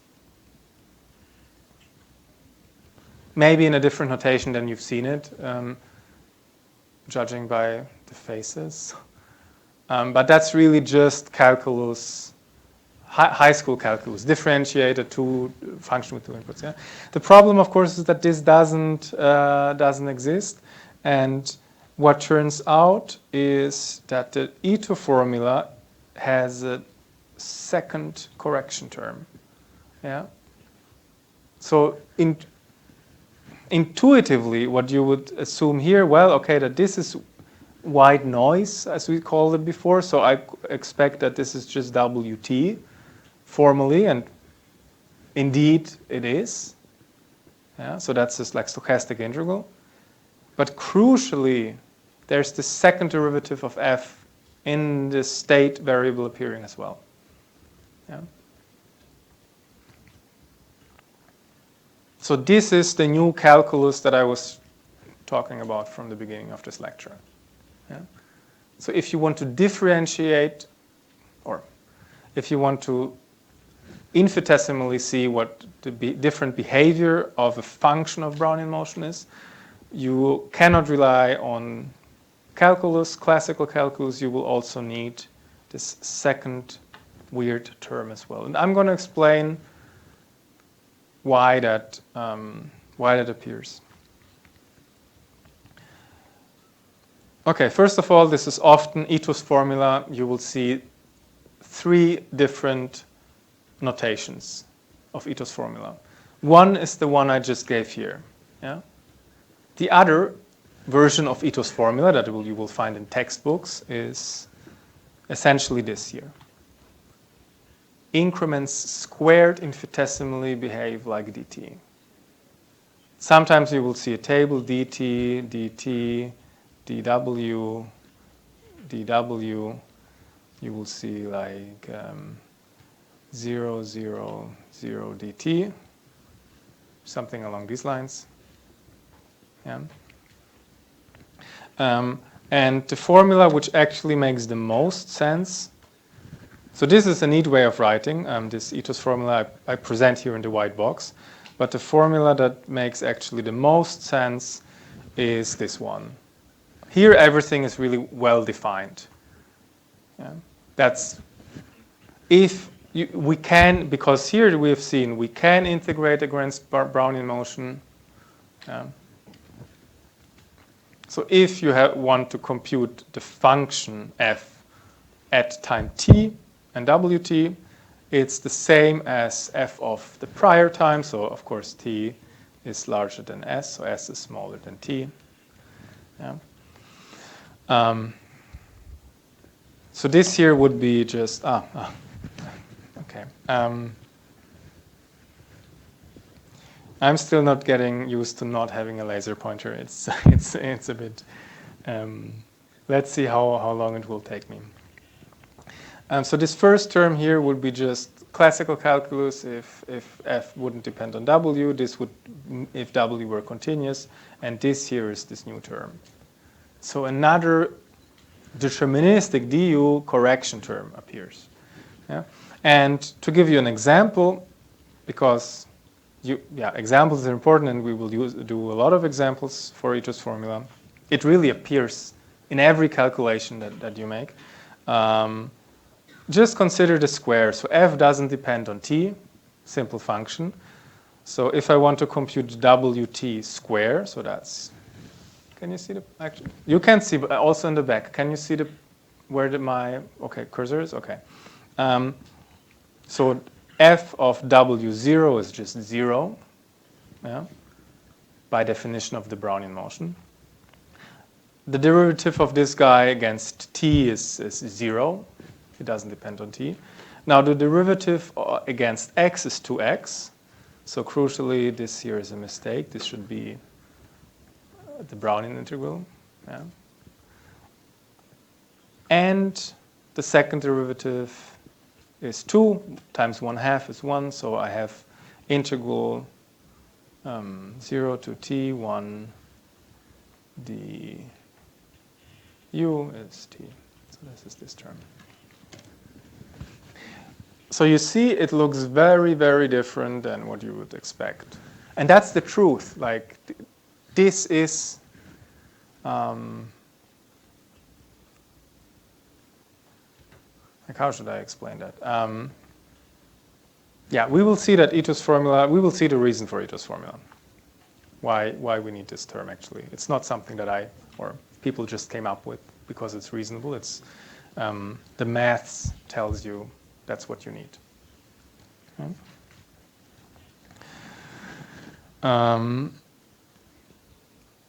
Okay, so this version of Ito's formula is actually, as I said, the most rigorous one because here really everything is well defined. What I'm going to do for the next 10 minutes, maybe 15 minutes, is I'm going to explain to you why Ito's formula is true, in a not super rigorous way, but still that you understand how this term appears.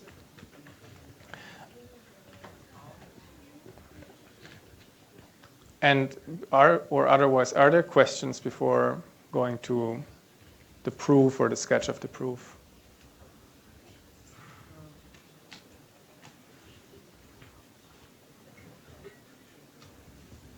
Okay, so I don't know what's going on now, but I think let's go to the proof, and we will not have a break now or anything.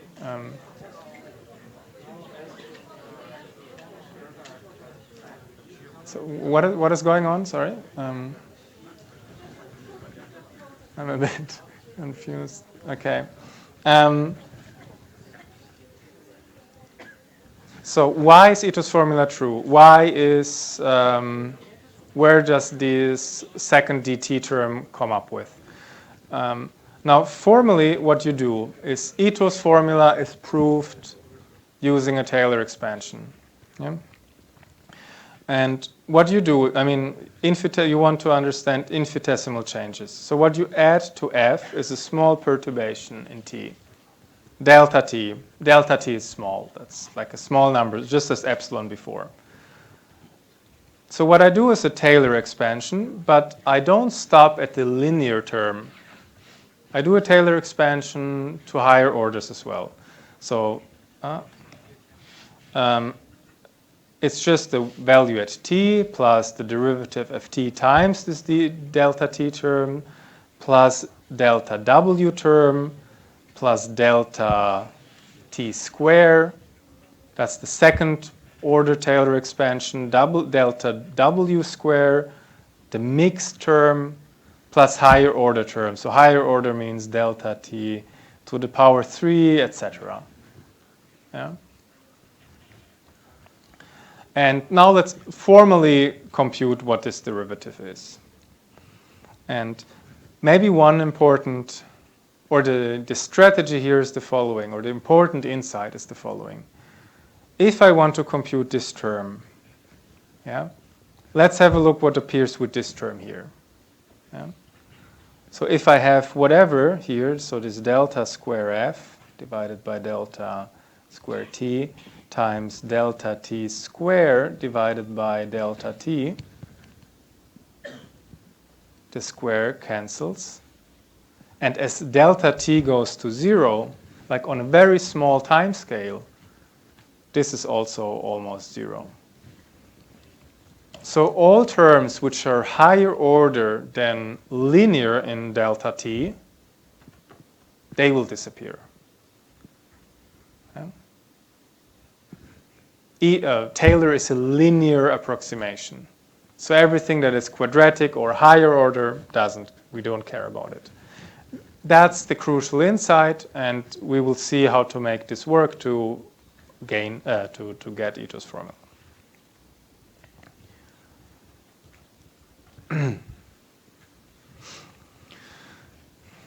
Okay, so essentially that's what I've just explained now. If the increment is very small, then this term, the quadratic term in delta t disappears. Delta, so this should probably be a delta. This converges to this derivative, of course. This here, we have seen how to make it formal. That's this white noise. I mean, if we integrate, it's precisely the Brownian integral, the integral against the Brownian motion. And that's why I meant sometimes it's easier to write it as white noise, simply not to keep track of the 100 integrals. Like imagine in the previous line, if I had 8 integrals, it would just be nasty. So that's the reason why people write it this way. Now the second the second mixed term, let me maybe go there. So this mixed term here, remember, so we have taken care of this term, of this term, of this term, of, now we take care of this term.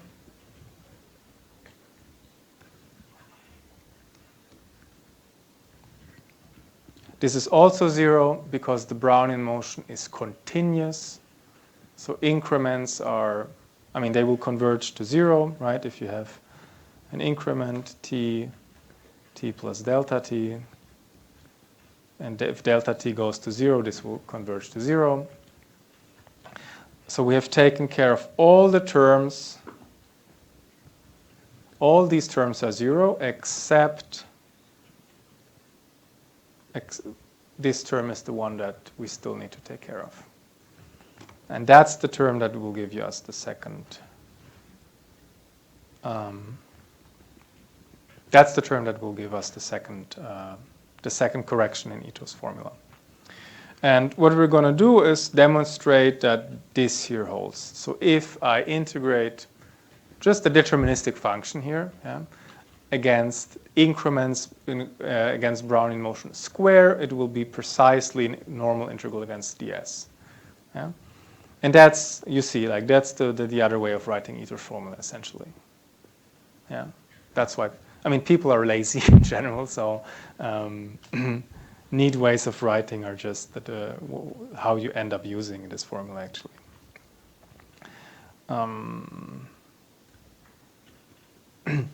Okay. So how we're going to do it is we're going to consider this difference here between this we want to show is equal to this. So what we're going to do is just square it and compute the expectation. If the expectation of a positive, so this is of course, so d is greater than 0. Yeah. If the expectation of d is 0, what does that mean? That d has to be 0, almost surely. Yeah.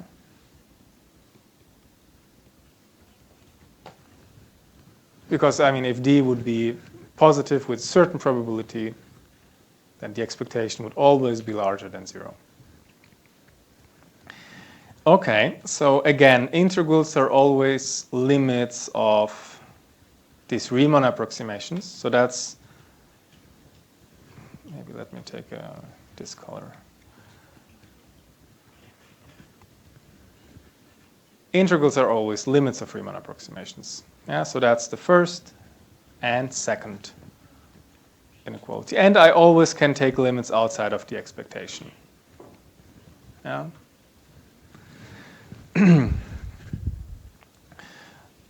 Okay, so I rearrange the terms. So the sum is here the same, g is the same. I only have this increment here and the increment in time here. I'm going to write it like, to save space, just as the increment notation. And again, I have the square. Yeah? So I expand the square exactly as before into a sum of I and j, before they were called k and l. Yeah? But these running indices times these cross terms. j ti, j tj times delta at also evaluated at the different increments. Now, I need two properties of Brownian motion. The first one is, again, increments are independent and have mean 0 and variance delta t. So independent increments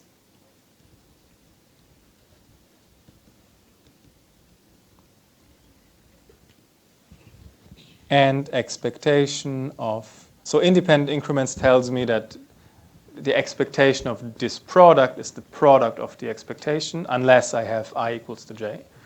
And the expectation of WTI square is delta TI.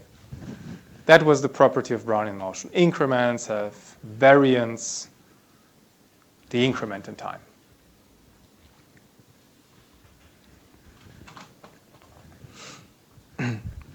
Okay, so actually, I mean, this here is WTI square minus delta TI square. Yeah. If you expand that, well, you're going to get precisely what is written here. Yeah. Delta W fourth moment minus the cross term plus the delta to the square. Yeah.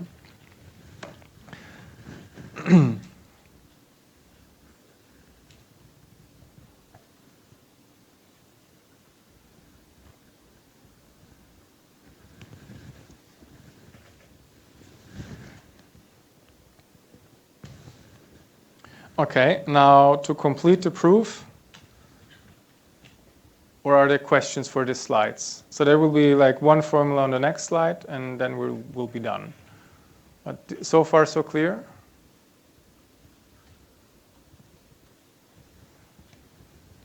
Okay, so we need to compute now what is the expectation of this term. We use the moment generating function. I mean, okay, this is just the definition of, or that's just because it's normal distribution. Moment generating function will tell you of the Brownian, or moment generating function of a normal distribution will tell you the fourth moment will just be factor 3 times the increment in time square. Yeah. And if you plug this into the previous formula, what you will get is only this term survives, all others cancel out.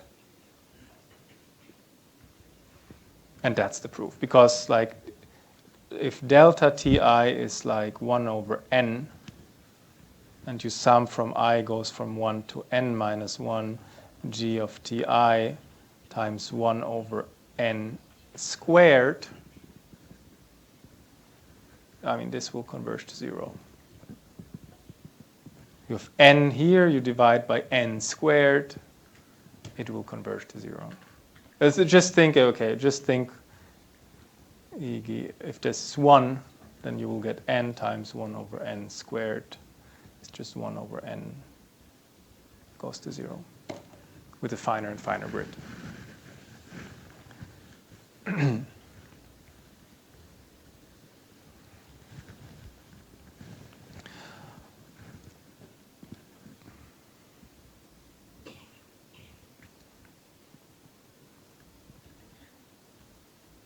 Okay, so this was a relatively formal proof. We cheated only a little bit. In principle, what you would need to do is actually show that d for the approximations converges to 0. But that's really not the point of this course at all. So this is almost a complete proof. And yeah. What you should remember, if someone asks you how to prove Ito's formula, what's the essential ingredient? There are two ingredients. It's just a higher order Taylor expansion plus using that on average, and this makes it precise, but the fluctuations of delta W square are of the same order of dt, not dt squared. Yeah, so it's not a higher order term, the delta W square increment.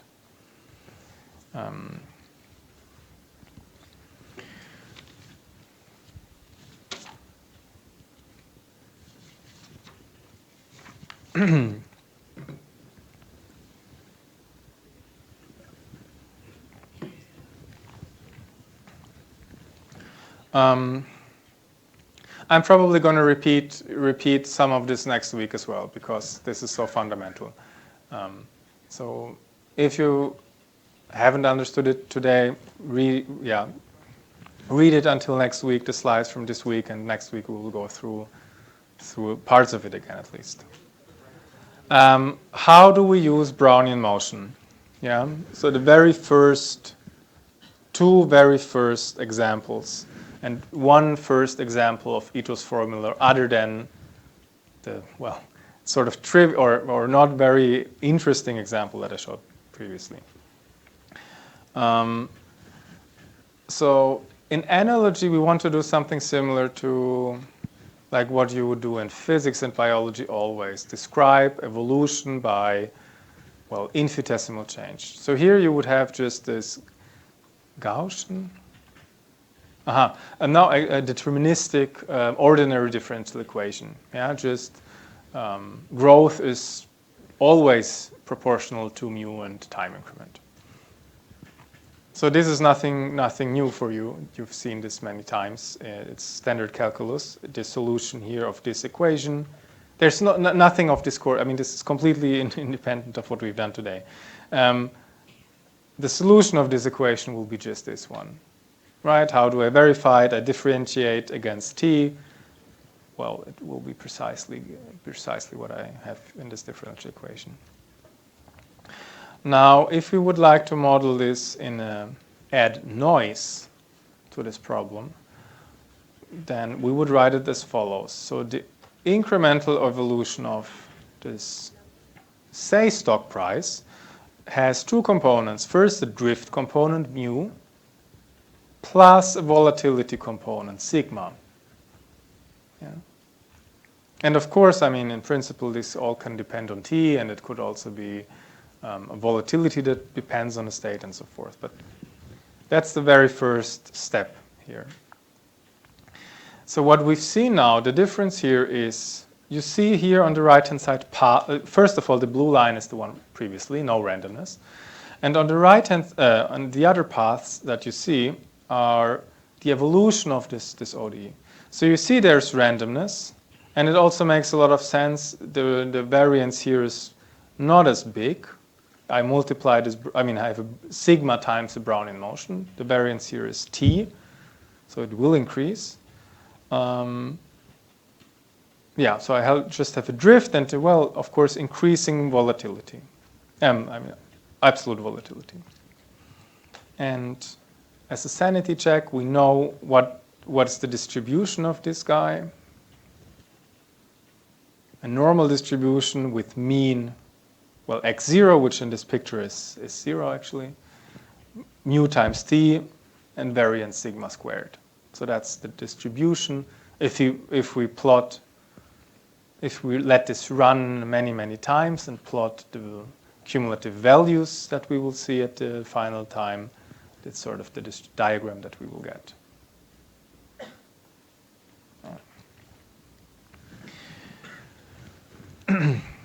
Okay, this was one out of two examples, and it was the simpler one.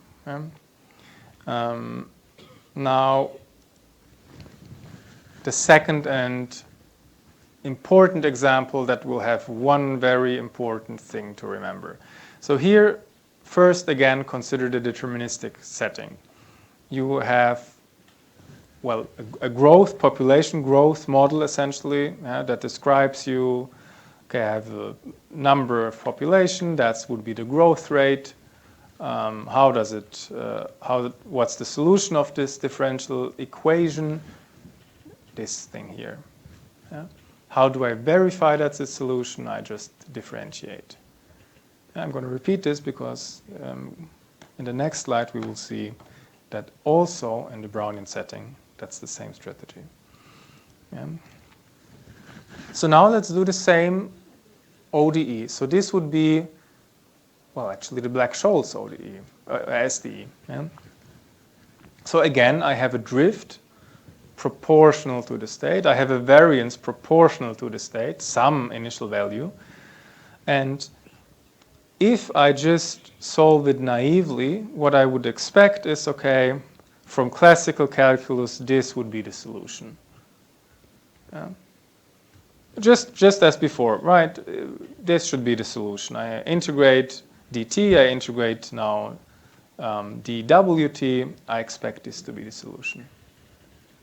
However, it is not. Yeah? And the way you can verify is do a Taylor expansion. But actually, like the point that I want to make is by this calculation, you can look at it maybe after the lecture. You will see that this is not the solution. But actually, Ito's formula can help you. Yeah? So you can just set f of tx, t, to see that it's not a solution actually. Yeah? You define f of xt. Okay, let's do just x0 is 1, okay? So that I don't have to write it all the time. E to the mu t plus sigma, oops. Let's call this x, sigma x. Yeah. So x0 is f of 0 w0. xt is f of t wt. And we're in business. Yeah? We can, Ito's formula tells us dxt is Ito's formula. Tells us what? It's the derivative against t of f t wt dt plus the derivative in x of f t wt dwt plus 1/2 the second derivative of f of t wt dt. So what's the derivative of f in t? Maybe. Oops.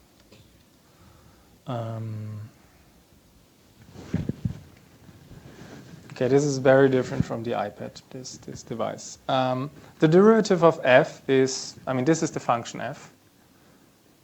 nothing fancy is going on. I differentiate against t, so that's just mu times e to the mu t plus sigma x. So that's just mu times f. Yeah? Derivative against x of f, sigma times f. Yeah? The second derivative of f, sigma squared times f.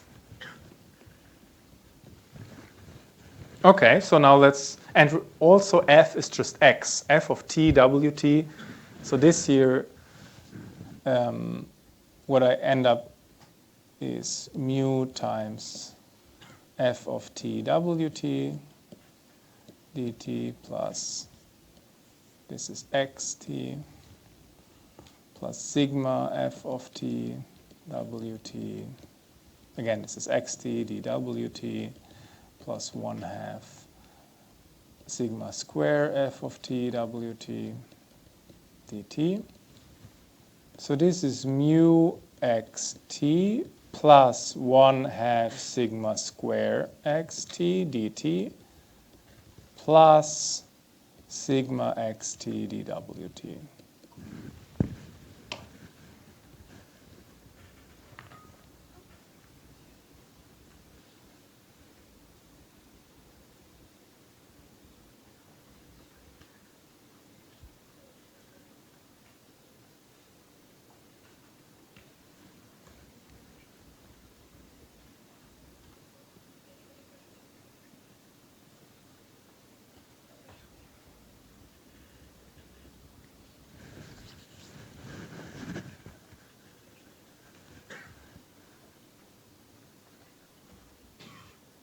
Okay.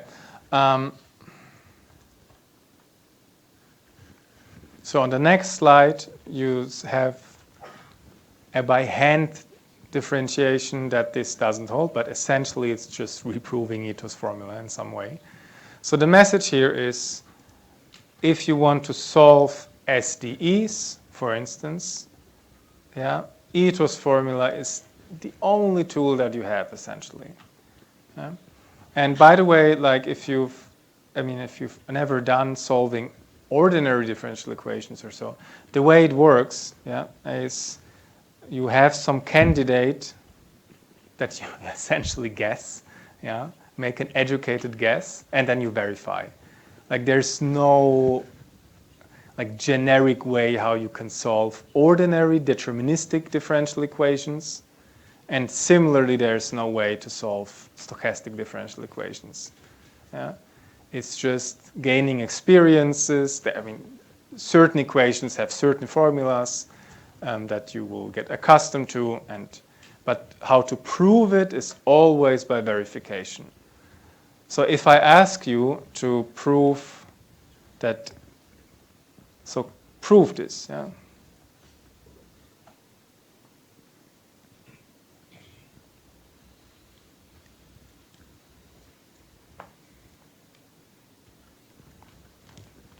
So how do you prove it?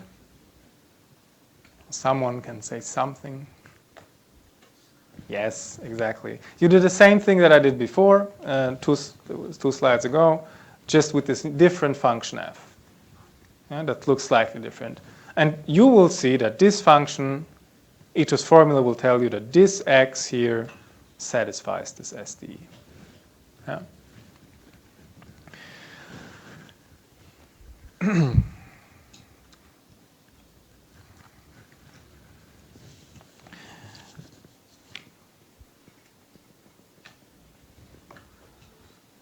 Okay, so finally, examples that I will not discuss today, that I will give you some time. We will discuss them next week.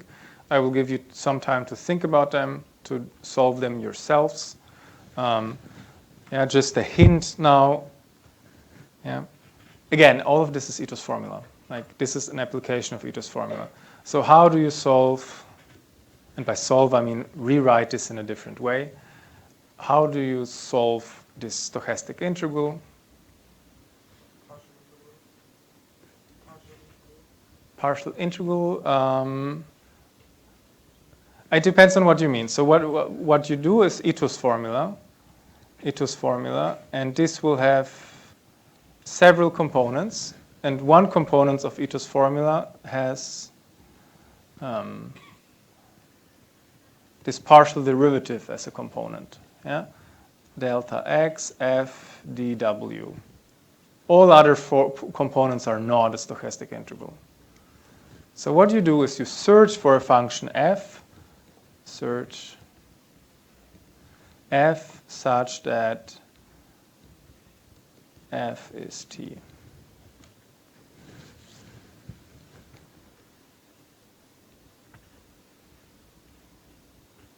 Yeah.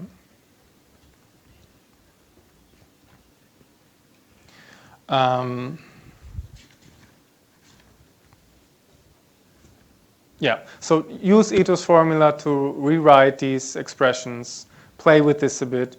At the end of the course, like when I took a course in stochastic analysis, the lecturer always said, like, if I wake you up at midnight and ask you, write down Ito's formula, you should be able to do this at the end of the course. I mean, I'm not going to ask the same, but I think really, like, try to learn Ito's formula, even just the formula as a vocabulary. It's really important. It's really good if you just are used to applying it. This is one exercise. And this is also where I would stop today. Now, you can ask questions in class or come here. I will stay here for a bit. And yeah, otherwise we will see each other next week. Enjoy the, well, late evening.